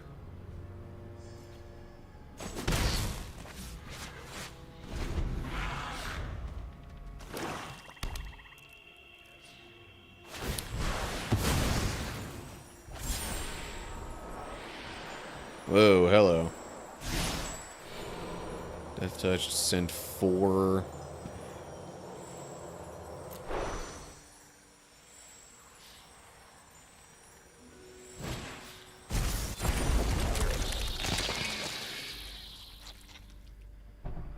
You draw a card and you lose 1 life. Huh. So I gotta say, Descend seems like it'd actually have some really good synergy with, I think Delirium is another one that has, like, different effects based on how many cards are in your graveyard. When you unlock this room, deals 4 damage to target creature and opponent controls. Hey! That's pretty handy.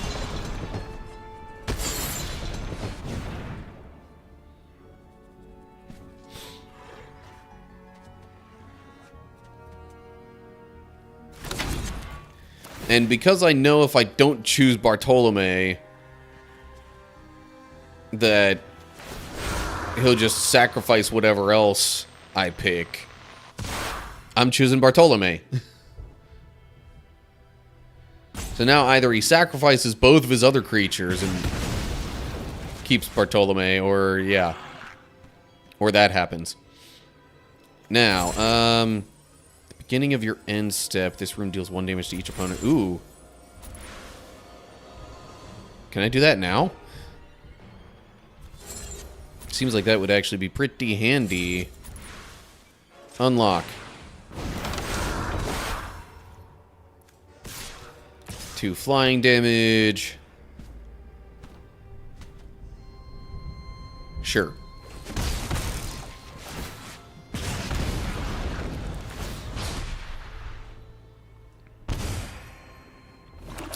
Okay. Well, at least now I'm evening things out with that effect. Kinda.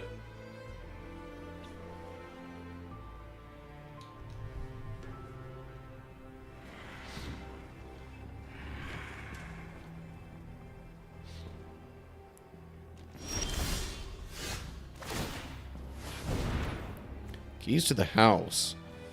Search your library for basically, lock or unlock a door of target room you control. Activate only as a sorcery. That is an artifact.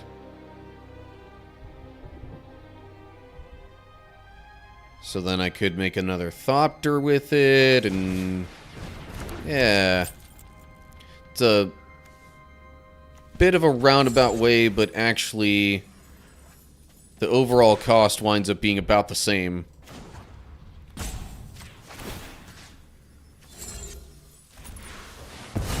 So I'm going to unlock that. Hold up. I thought that was... X is the number of unlocked doors. But I only... How is that a 4-4 then? I don't know. I'm not arguing with it. Just seems a little strange to me.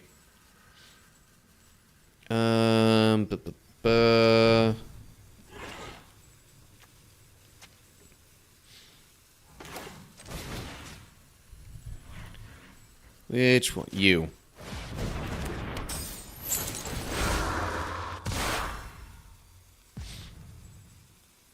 Next. To combat. I will attack with my Thopters and with this creature.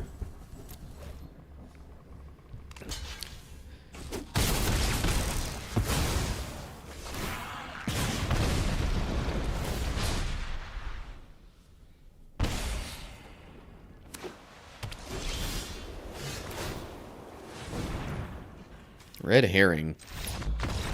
Hey, look at that. I win. Is that actually my first win of the day? Good grief.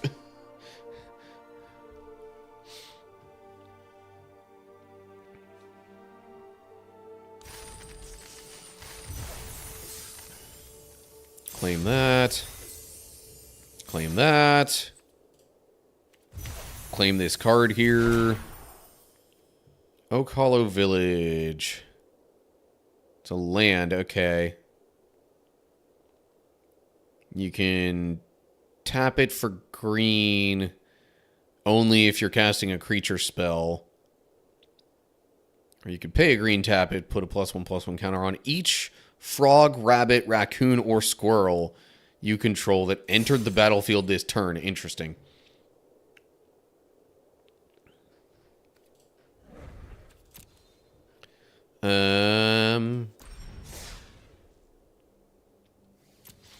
Alright, so what am I going for now? White or black? Okay. In order to do that, I am thinking... white or black, white or black. I could do that one. Which, that might be one of the new, like, kind of pre-con decks that they have for this, but I guess I could give it a whirl for the sake of the objective. Or mission, or whatever you want to call it.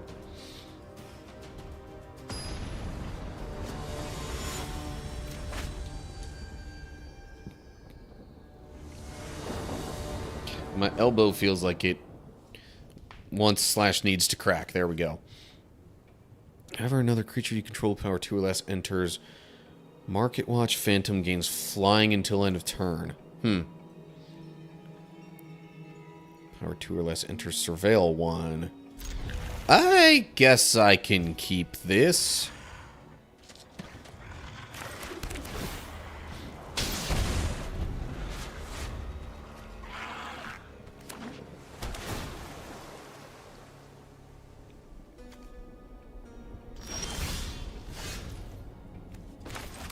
Planes. When Outlaw Medic dies, draw a card. Kind of handy, but I'm gonna play this. And then next turn I'll play another one.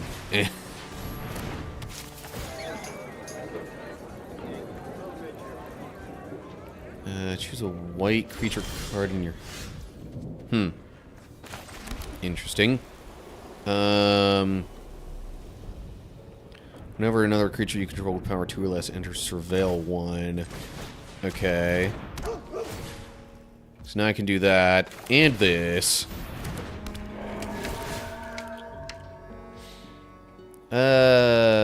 When Skullcap Snail enters, target opponent exiles a card from their hand. Not terrible. I guess I'll keep it.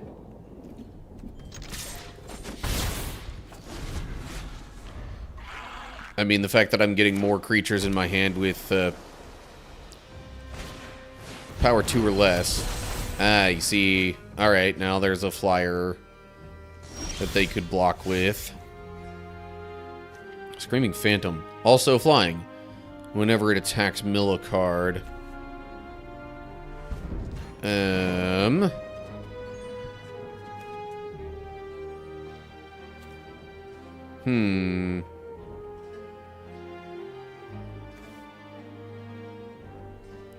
guess I'll go with Screaming Phantom.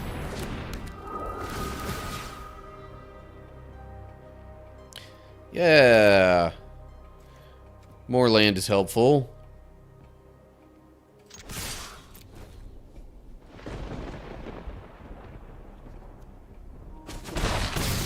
Wow, really? I'm a little surprised they didn't block anything. But maybe they've got a plan to make their creatures stronger. I don't know.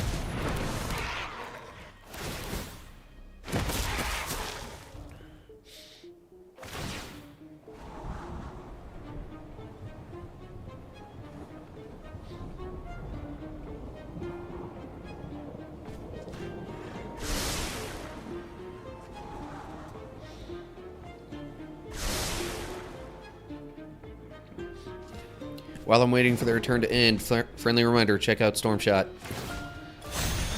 It's actually, like, yeah, it's very mobile game kind of feel to it. Got the whole, like, city building dynamic, though, but within that, there's actually kind of a lot of different game modes and things to do in it. So, let me... I guess I'll just play both of the creatures from my hand.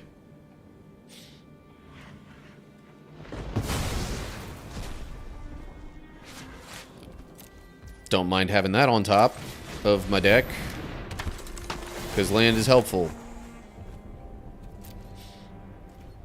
Although maybe next time I'll pick something different, I don't know.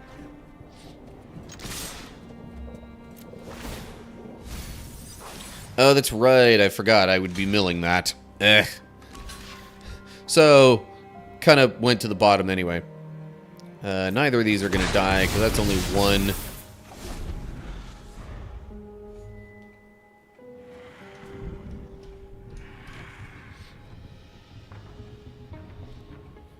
I'm, like, really close to winning this. My opponent may want to think a little bit harder about the cards that they play and when they choose to block and what they choose to block and things like that.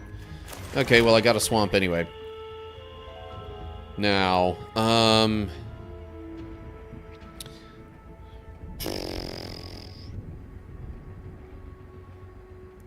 don't mind attacking with my Screaming Phantom, but the others would, at best, trade off with my opponent. So, that's all I'm going to attack with. And I milled another land. Man, why are they not blocking? Eventually, they're going to have to. In fact, if I play another low-power creature soon here, they're not going to have a choice if they want to, you know, actually keep playing. Man, I'm going through a lot of lands. Just hit like a major mana pool in my deck.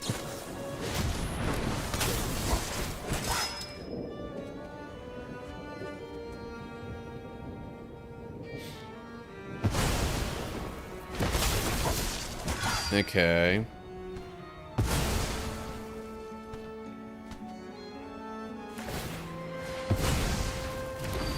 Interesting.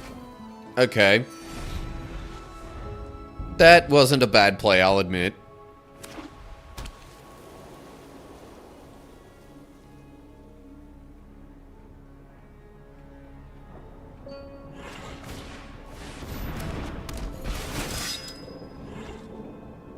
Turns you may return another target to its owner's hand if you do scry 2. Okay. And then they're probably going to play that one again. And give something in their hand. Offspring.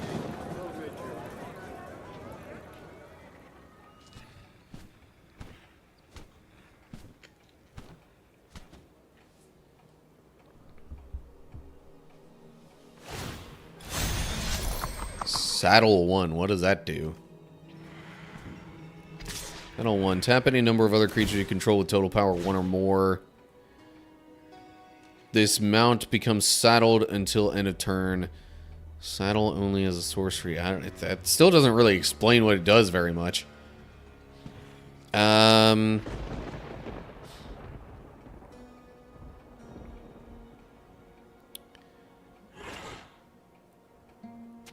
know what?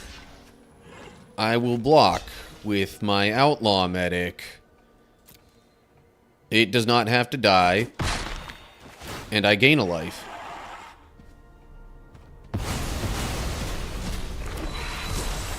Oh, interesting. Okay.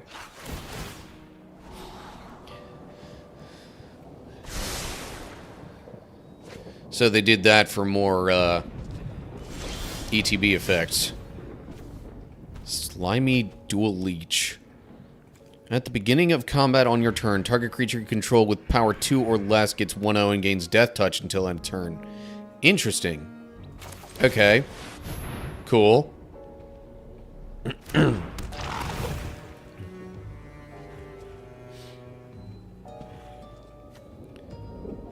Beginning of combat. I'm gonna go with the Skullcap Snail, I think. Given that, Death Touch would be handy.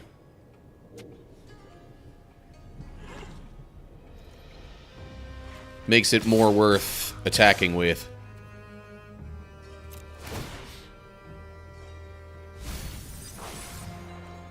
What did I just... Okay, I milled that, which Flying Lifelink enters the target opponent's hand. You may exile a non-land from it until... Okay.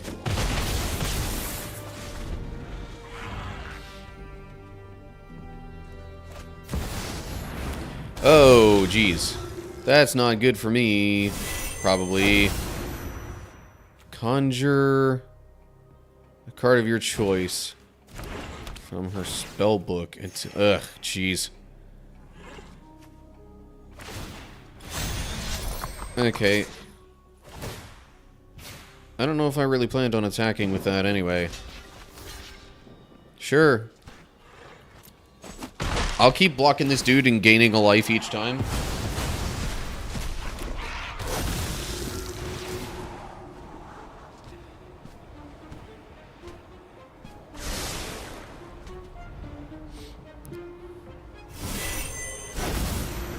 But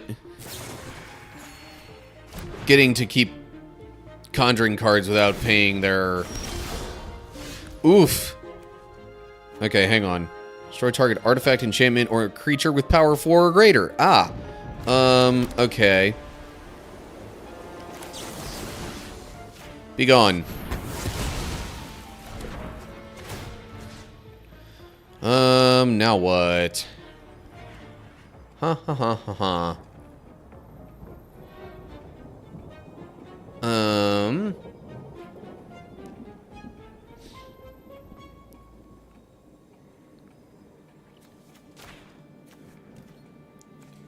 I'll attack with these two.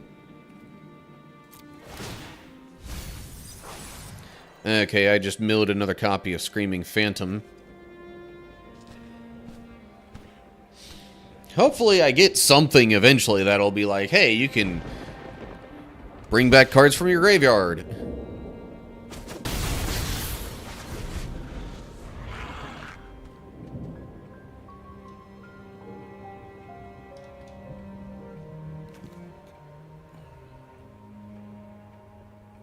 Whenever Fortunate attacks while saddled, at end of combat, exile it and up to one target creature that saddled it this turn. Okay. Then return those cards to the battlefield under their owner's control. Gotcha. Whoa, geez. What the heck just caused that to happen? Choose a number between 0 and 10. Destroy all creatures with power greater than or equal to the chosen number. Ah. Lovely. And now I just have lands. Would be great if I could draw something else right now.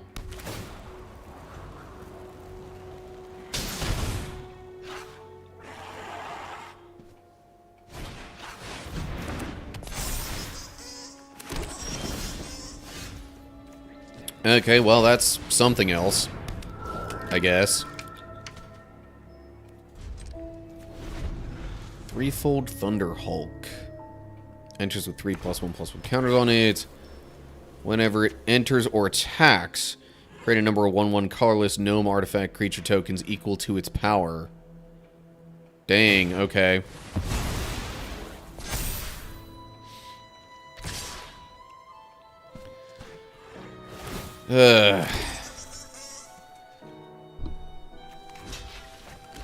This is starting to look bad for me.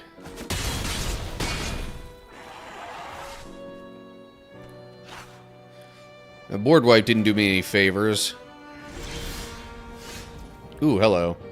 Creatures you control with power 2 or less can't be blocked by creatures with power 3 or greater. If an ability of a creature you control with power 2 or less triggers, that ability triggers an additional time. Interesting.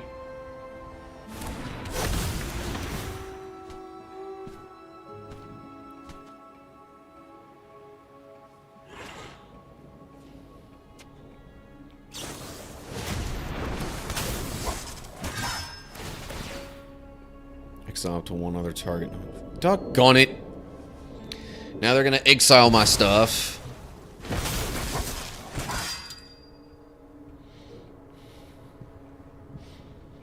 And I might be dead this next turn.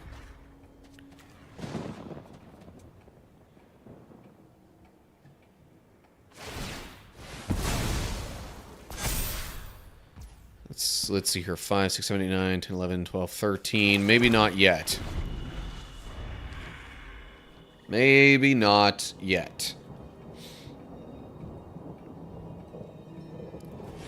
But I'd have to get something ridiculously powerful or a board wipe to come back from this.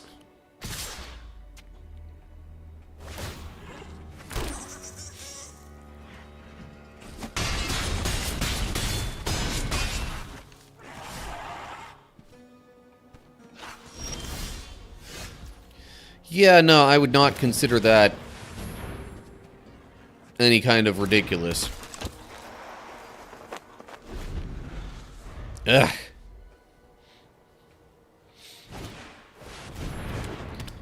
Okay, and now you're gonna just add insult to injury. Whatever.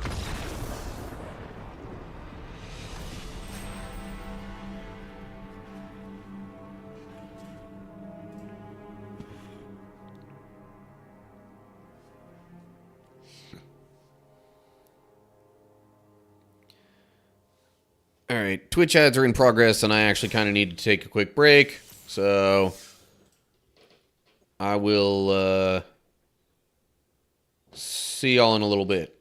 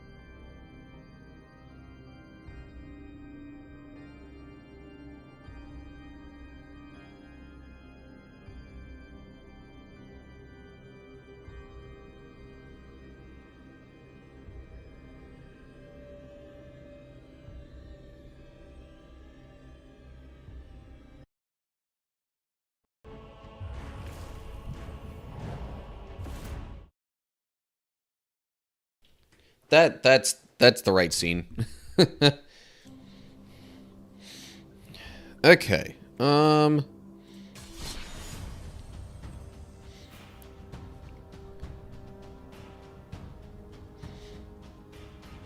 Black or white spells, eh? Any other formats I might want to explore that I might have different... okay.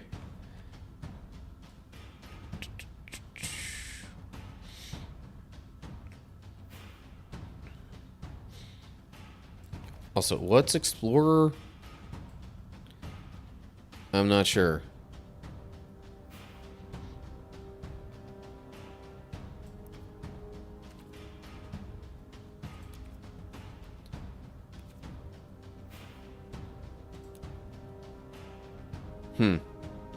Alright, let me try out this deck.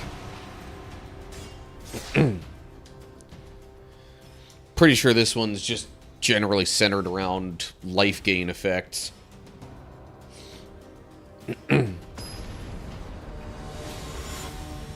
And also effects that, like, make the opponent lose life.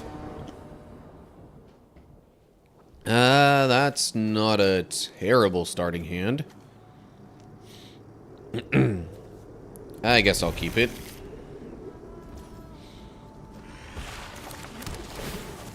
Wouldn't be able to play anything on turn 1 anyway.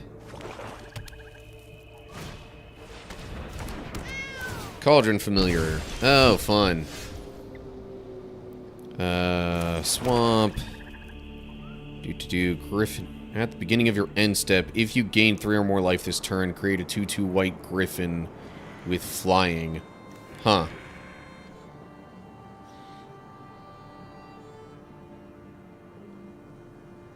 That could actually quite easily be triggered by Tavern Swindler.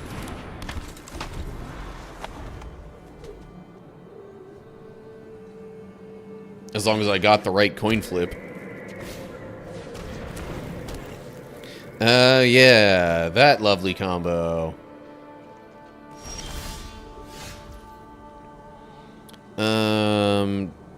Not really anything else I could play this turn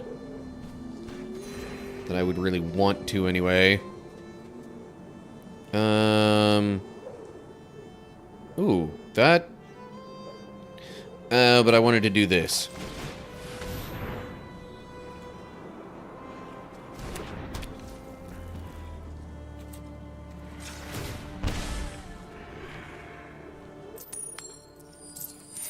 Hey! That means I get a Griffin at the end of my turn.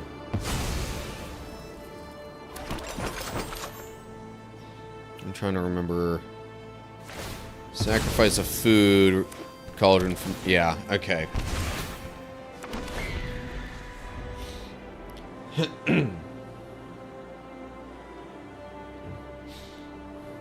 And actually, next turn, if I just put Unexpected Fangs on the Griffin, that's a pretty easy way for me to just perpetually keep getting Griffins.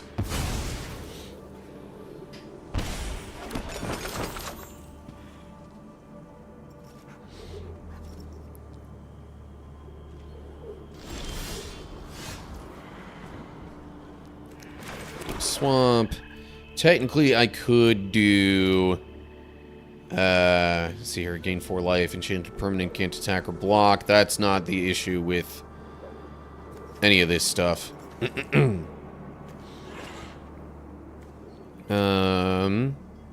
Destroy target enchantment. Eh. So, tell you what. Let me move to combat. See what they do.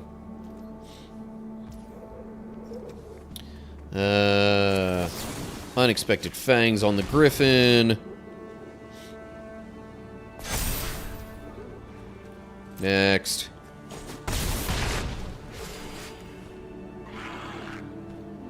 And I'll end my turn.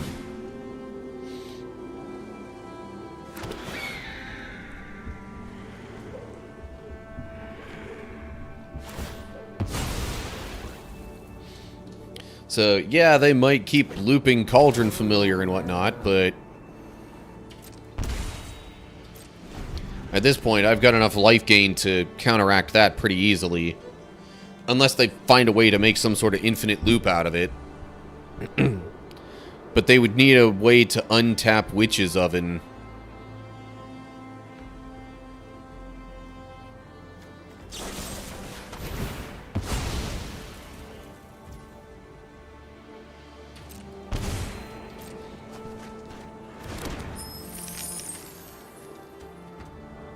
Target opponent loses 1 life and you gain 1 life. And they don't have the food right now to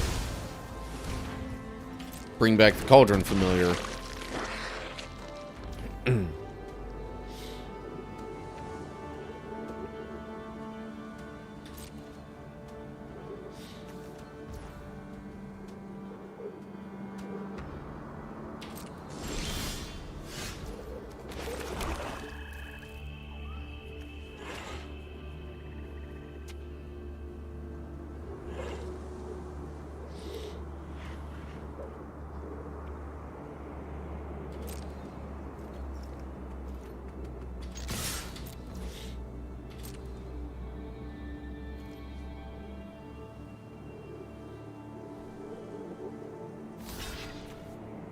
Actually, yeah, that really shouldn't have surprised me at all. Tell you what. Just in... Well, I'll wait and see what they do. Because if they choose the, like, -1 effect or whatever... Nope, they're creating a treasure token. Okay.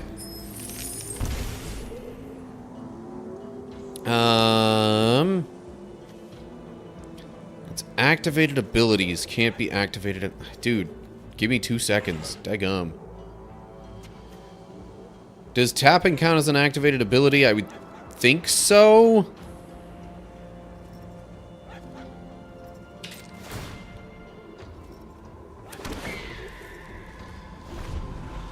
And now you're getting to see another one of the annoying things that people do in the arena here. Just constantly spam, your go, your go, your go. As if you don't know that it's your turn.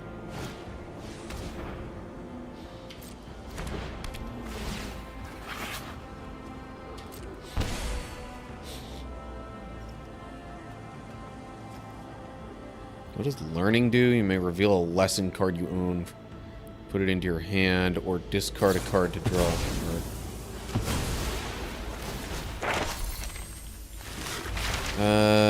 Okay. I guess I'm good with the learning thing. Not much I can do to stop that anyway. Draw 2 cards, sure. No big deal to me.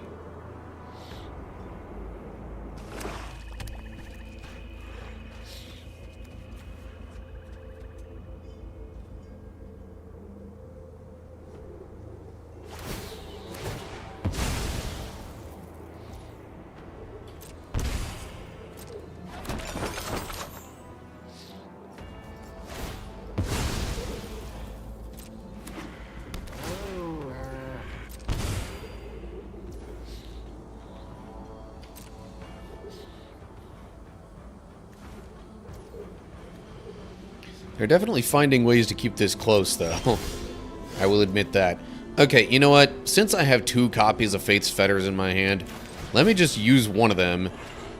See if it has any effect on the Witch's Oven. If it doesn't, no loss to me. At least,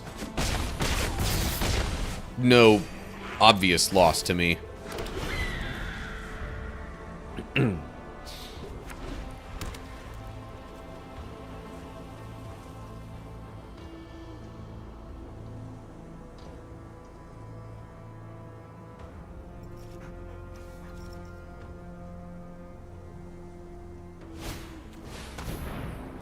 Oh, Cruel Celebrant. Or Or another creature or planeswalker you control dies, each opponent loses a life and you gain a life.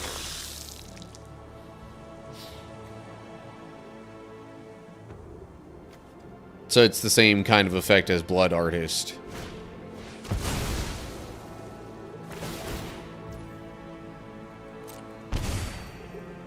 Hold up. Oh, that one's a creature they control specifically, though. Exile target creature or planeswalker. Okay, fine. Whatever.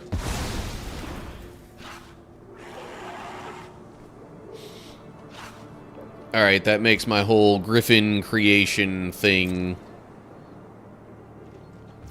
less automatic. But whatever. Boot Nipper. Enters with your choice of a death touch counter or a lifelink counter on it. Interesting. So maybe now I could use a Boot Nipper for that. Lifelink.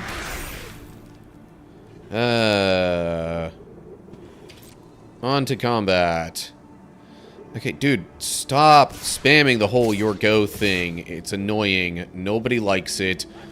Why? You're proving nothing other than the fact that you're a very annoying person by doing that. Let's see if I get another Griffin.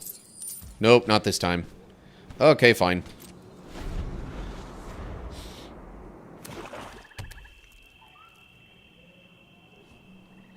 I'm thinking next turn I'll put a +1 counter on Boot Nipper.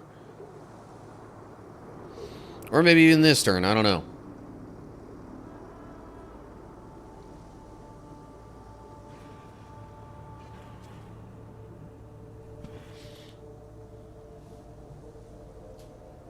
I could be petty and spam the whole your go thing back, but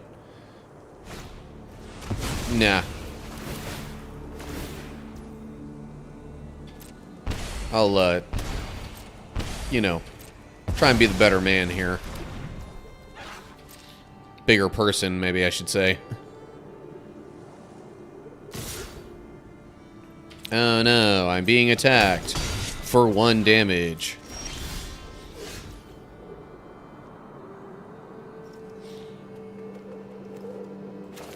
I've got another Boot Nipper.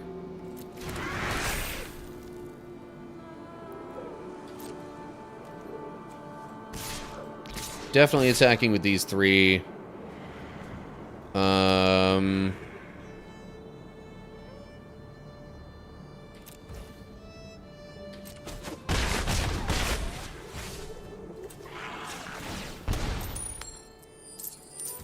Dang.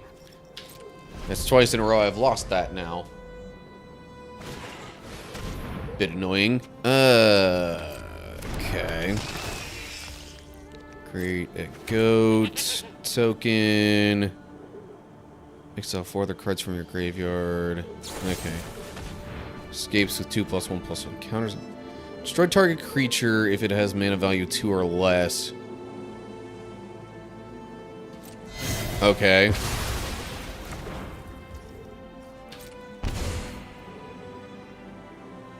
I mean, yeah, there's that, but Oh. Okay. Yeah, I might want to get rid of that Woe Strider on my next turn.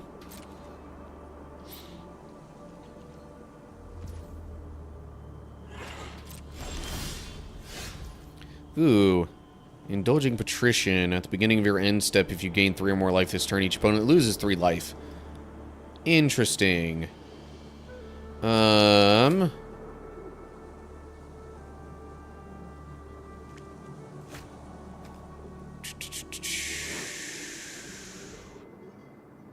Right.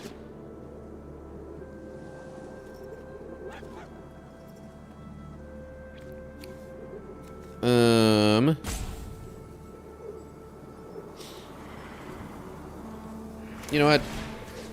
Fate's Fetters instead. That way they can't bring it back.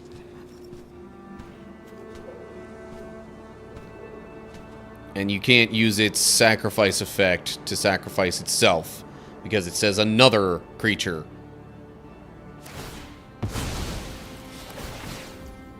That's a little surprising.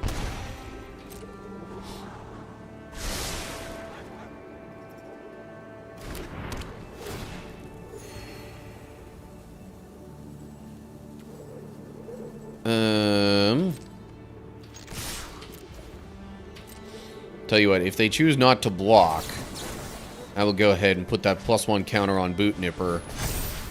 And that should end it. Okay.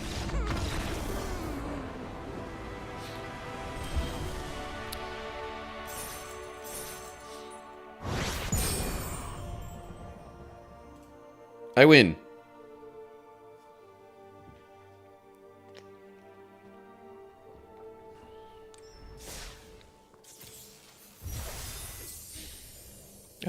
I still need to play 7 more white or black spells. Jeez. Okay, well. Let's do another one of those, I guess.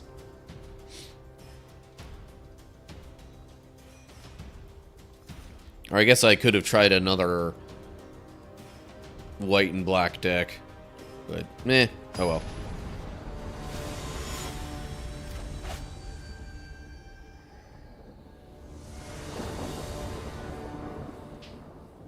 Alright. Well, I've got plenty of lands in my starting hand.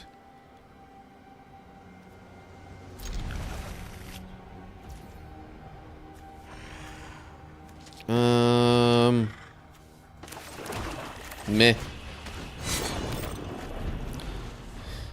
Creature gets +1/+1 and has trample and lifelink. Pay 1. Permanents your opponents control lose hexproof and indestructible until end of turn. Dang. Yeah, everything in my hand is creatures and lands. You can't discard any of it.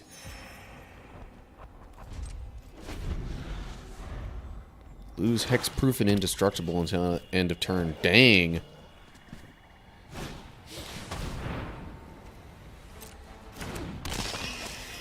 Hold up. Minstrosity? When it dies, create a food token. That's a 3/1? Dang.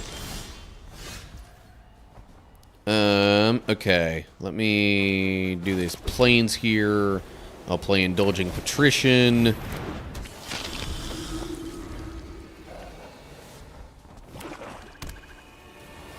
Next turn, I might equip the Shadow Spear to it. Well, phooey. Wow. Okay. Fine. Be that way. Jerk.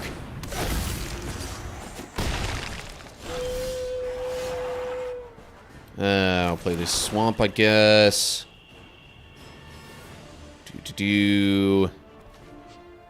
Another Indulging Patrician. Don't really feel a need to remove any hexproof or indestructible, because there kinda is none of that. Pass to blockers.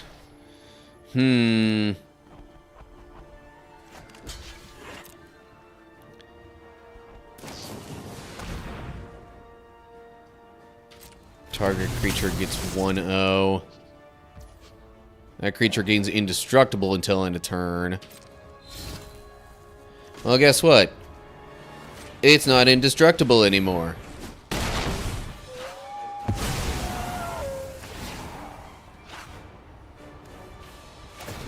But that also just equips for 1.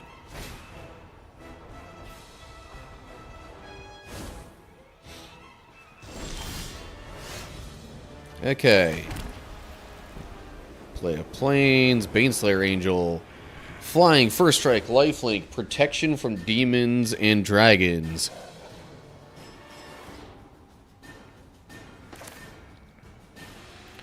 Let's see if I can keep it out here for any length of time.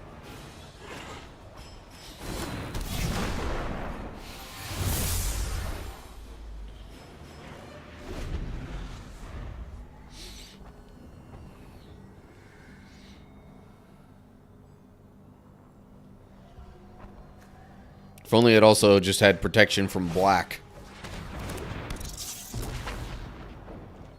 Whenever it dies, create a mercenary. Okay. That doesn't bother me. Griffinary.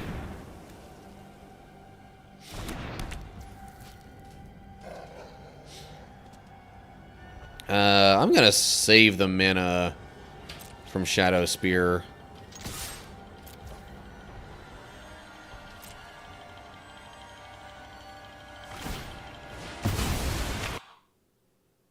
Yep, sorry, I clicked on something else for a sec.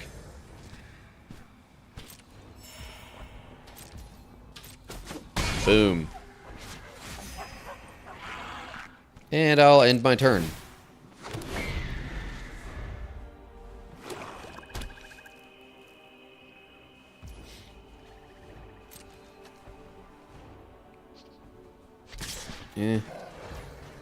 Whenever it deals combat damage to a player, you may cast target non-land permanent card from that player's graveyard. If I can keep making griffins, then I don't care about losing one.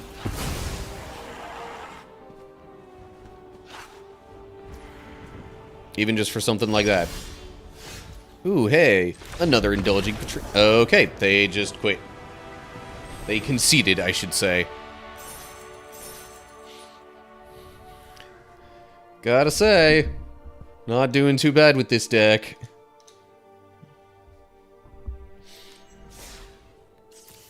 But that could also have a little bit to do with my rank. Alright, let me play...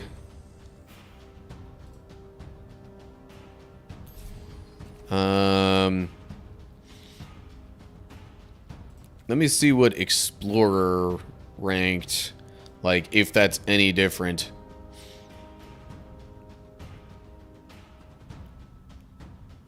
Dungeon Delving, I don't remember that. Maybe some of these are precons that, like, got created in between when I stopped playing and when I picked it back up again.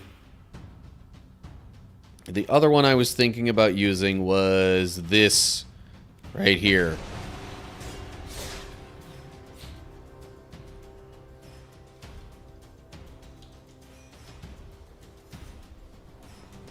More black and white, and probably the same general kind of theme, just maybe with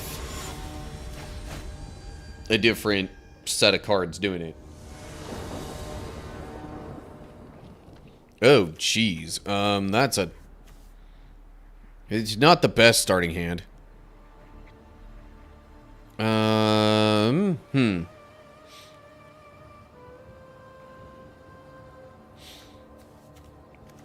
That's the only reason I'm considering keeping it.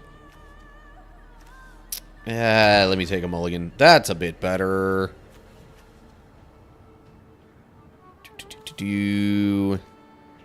Lifelink.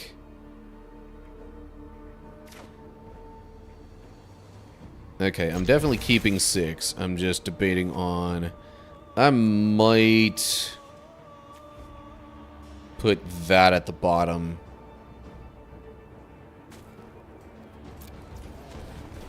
Okay.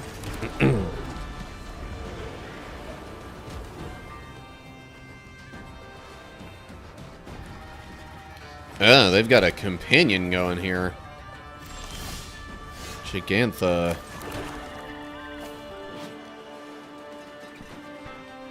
No card in your starting deck has more than one of the same mana symbol in its cost. Once per game, you may pay 3 anytime you could cast a sorcery to put it into your hand. Okay.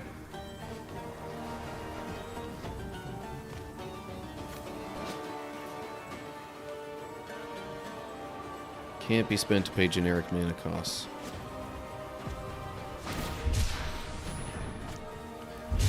So, honestly, my opponent's deck probably has every color in it.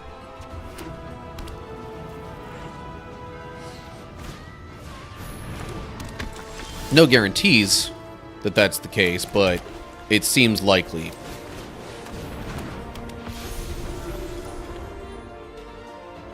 Okay, Okay, so that's a cleric as well, which will trigger... Okay.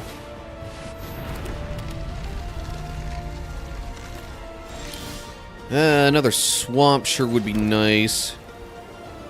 Whenever another cleric you control enters, you gain 1 life. Whenever you gain life for the first time each turn, put a +1/+1 counter on Cleric of Life's Bond. Ooh! Okay. Handy. Maybe next turn I'll play Aura Skyclave Hierophant.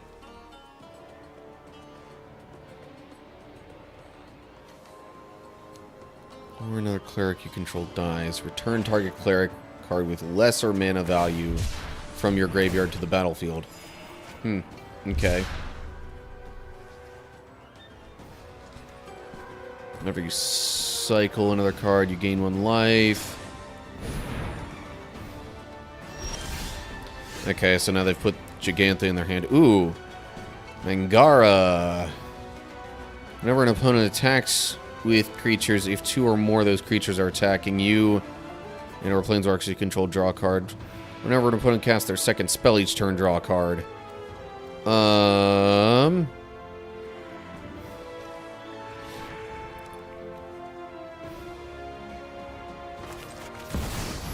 Sure.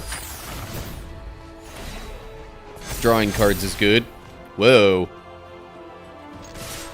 Hold up. Why did they all get boosted? Probably because of this. As long as you have at least 7 life more than your starting life total, creatures you control get +2/+2. Yeah. That would be why.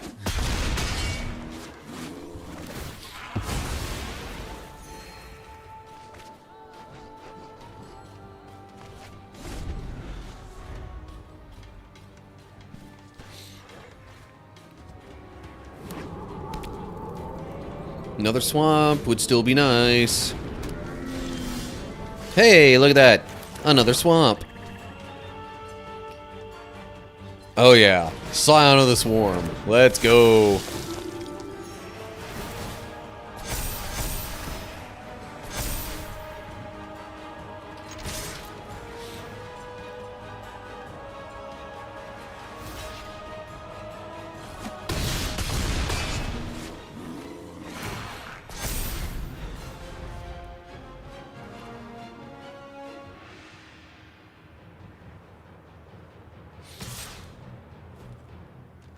And you're attacking why? I could just block with this.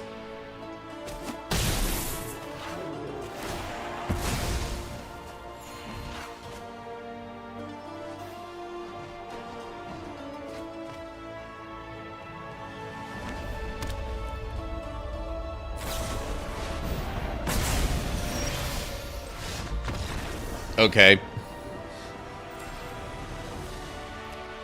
I guess they just wanted to play that.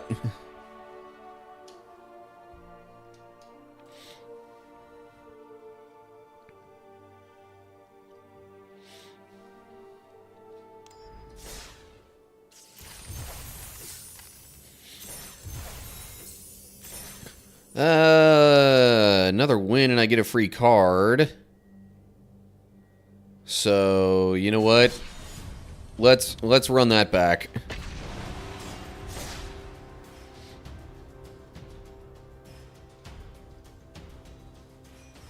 Because that went pretty well. And I would like to see it get another win.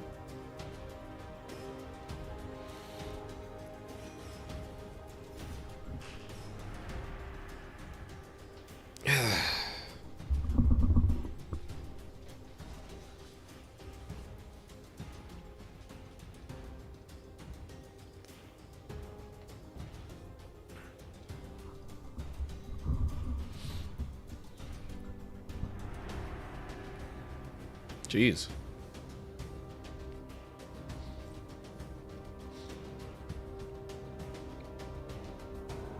A little surprised it's got... there we go. I was gonna say, I'm a little surprised it's got me waiting so long. Captain Wiggles, that's a heck of a... It's a heck of a name to go by. Okay, not a bad starting hand.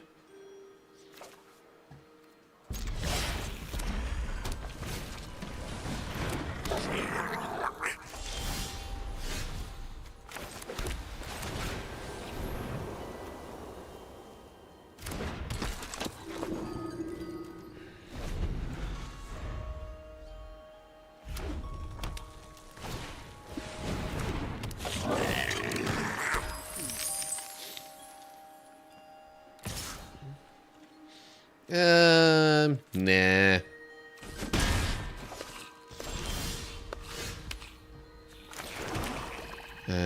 Cleric of Life spawned.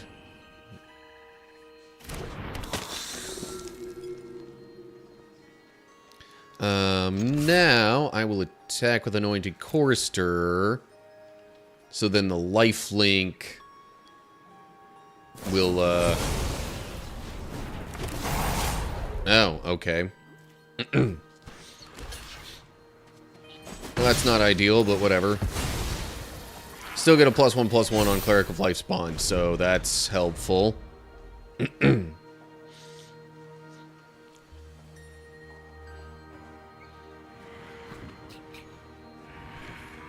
Now, if I could draw 2 more mana, everything in my hand is playable.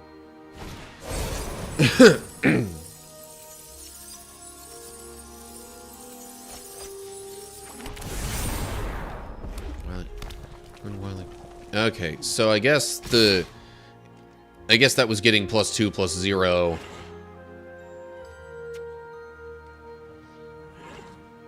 I don't know if I trust that. I don't want to risk losing my cleric for that. Because there's a chance they could, like, beef it up.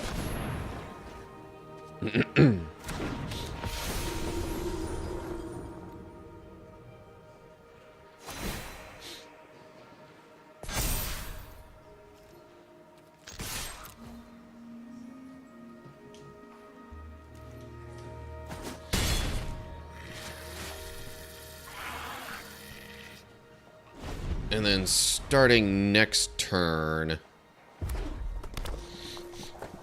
I'll be benefiting from Righteous Valkyrie as well.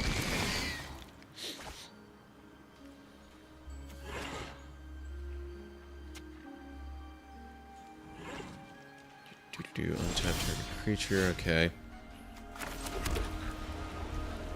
Anointed Healer. Whenever you gain life for the first time each turn, create a white cat creature token. Okay, nice.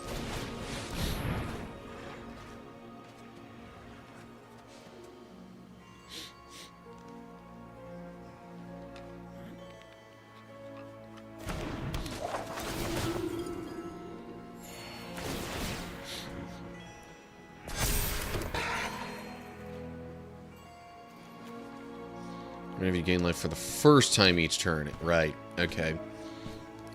I will attack with the Valkyrie.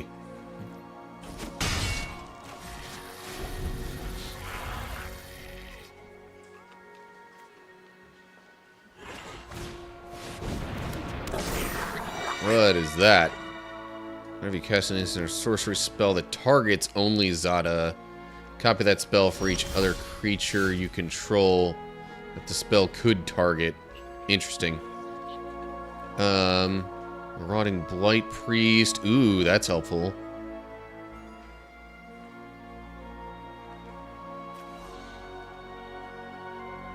Either that or Demon's Disciple, which is also kind of helpful. Yeah, let's go Marauding Blight Priest.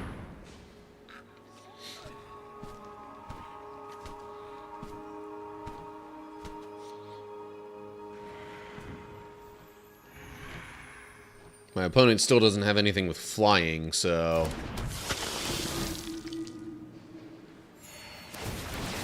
I'm not, like, overly concerned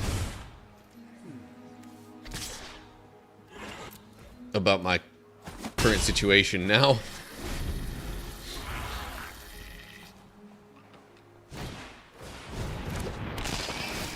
Combat damage to a player. You and that player each gain that much life. At the beginning of your end step, if you have at least 15 life more than your starting life total, each player Angel of Destiny attacked this turn loses the game. Ah, okay. Huh.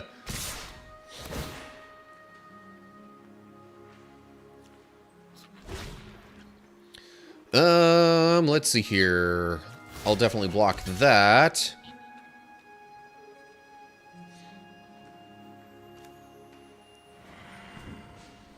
And that just to take less damage, I guess. I am still trying to be okay. I'm still trying to, you know, anticipate the possibility of them beefing up their stuff, but I guess they were not able to do that.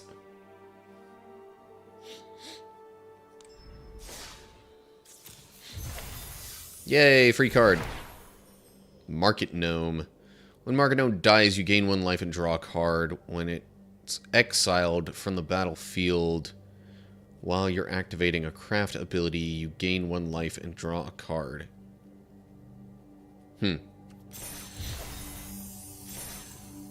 I'm guessing there's some sort of other synergy going on with that I'm just not aware of off the top of my head. Let's open this pack here and see what I get. The Tale of Tameo. Okay, so it's a saga. First 3, well, when you play it and then the next 2 turns. Mill 2 cards. If 2 cards that share a card type were milled this way, draw a card and repeat this process. And on the 4th turn, exile any number of target instant, sorcery, and or Tameo Planeswalker cards from your graveyard. Copy them. You may cast any number of the copies. Huh. Okay.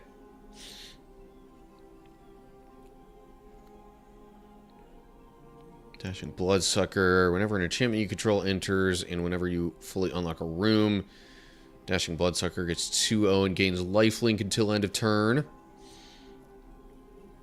Trial of Agony. Choose 2 target creatures controlled by the same opponent. A player chooses one of those creatures. Trial of Agony deals 5 damage to that creature, and the other can't block this turn.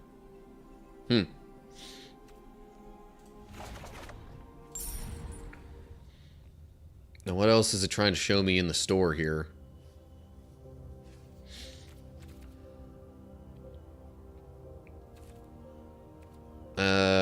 Oh. Is it this with the pack deals?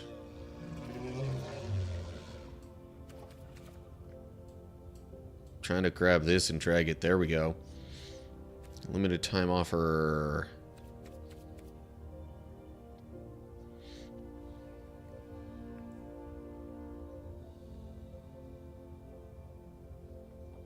Man, those cost a lot.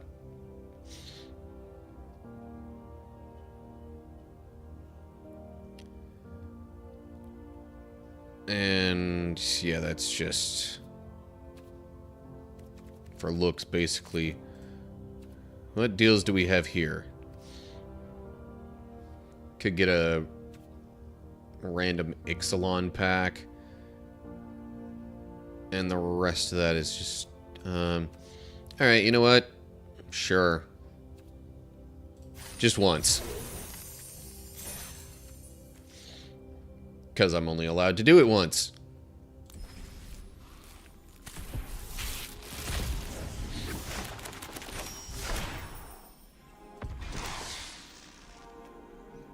Restless Vent. Enters tapped. Until end of turn, Restless Vent becomes a 2/3 black and red insect creature with menace. Still a land. Whenever it attacks, you may discard a card. If you do, draw a card. Huh. So Triumphant Chomp. Deals 2 damage to target creature deals damage to target creature equal to 2 or the greatest power among dinosaurs you control, whichever is greater. Oh. Okay. Idol of the Deep King. When it enters, it deals 2 damage to any target. Craft with Artifact. And then it becomes Sovereign's... How does one pronounce that? Makwahuitl? Whenever that enters, attach it to target creature you control. A creature gets 2/0. Okay. Oh yeah, anything new on the mastery?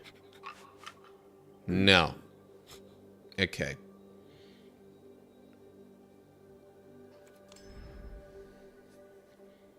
Any orbs? So, no, but... Okay.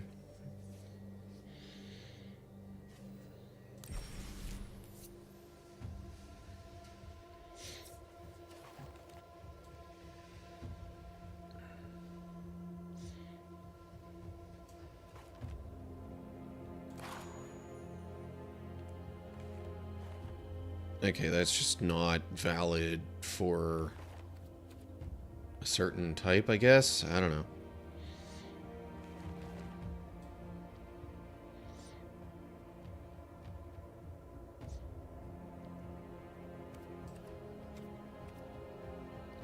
At some point, I'm going to need to sort through some of these and maybe get rid of a few.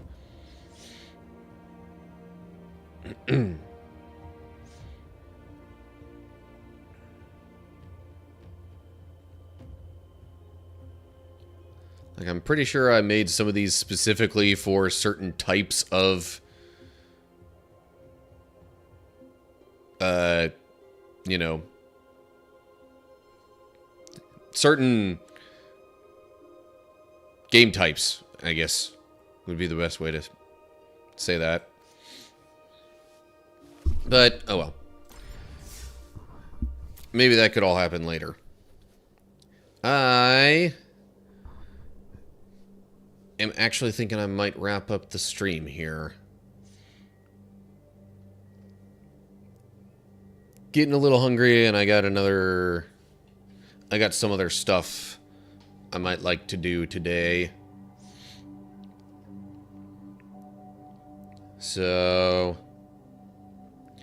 before the next ad break hits, I think I'll just go ahead and get that taken care of. That meaning wrapping up the stream, in case that wasn't clear. Okay. Well, that was our second installment of Magic Monday. Unfortunately, I can't, you know, just make a living off of this stuff yet. So, after this month, that might come to an end. But anyway, hope y'all enjoyed the stream. I'll be back next week for another one. But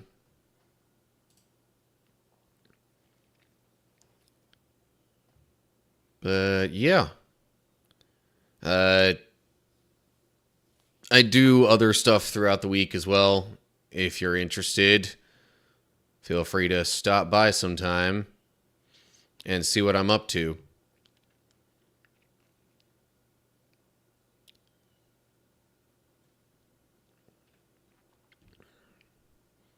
Hope you're doing well if I didn't say that. Hopefully I will see you pretty soon for another stream. Feel free to check out YouTube videos and stuff in the meantime. Yeah, there should also be links to my Discord server either somewhere on either channel you're probably watching this from.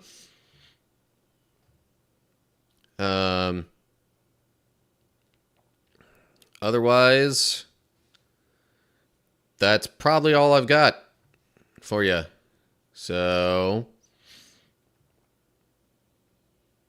whenever I see you all next, I hope you have a good time. Until then,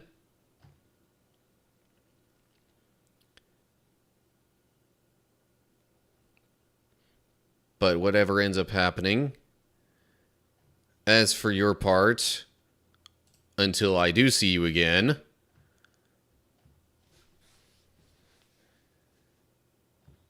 that's all I've got. So, yeah. Till next time, stay cool, everybody.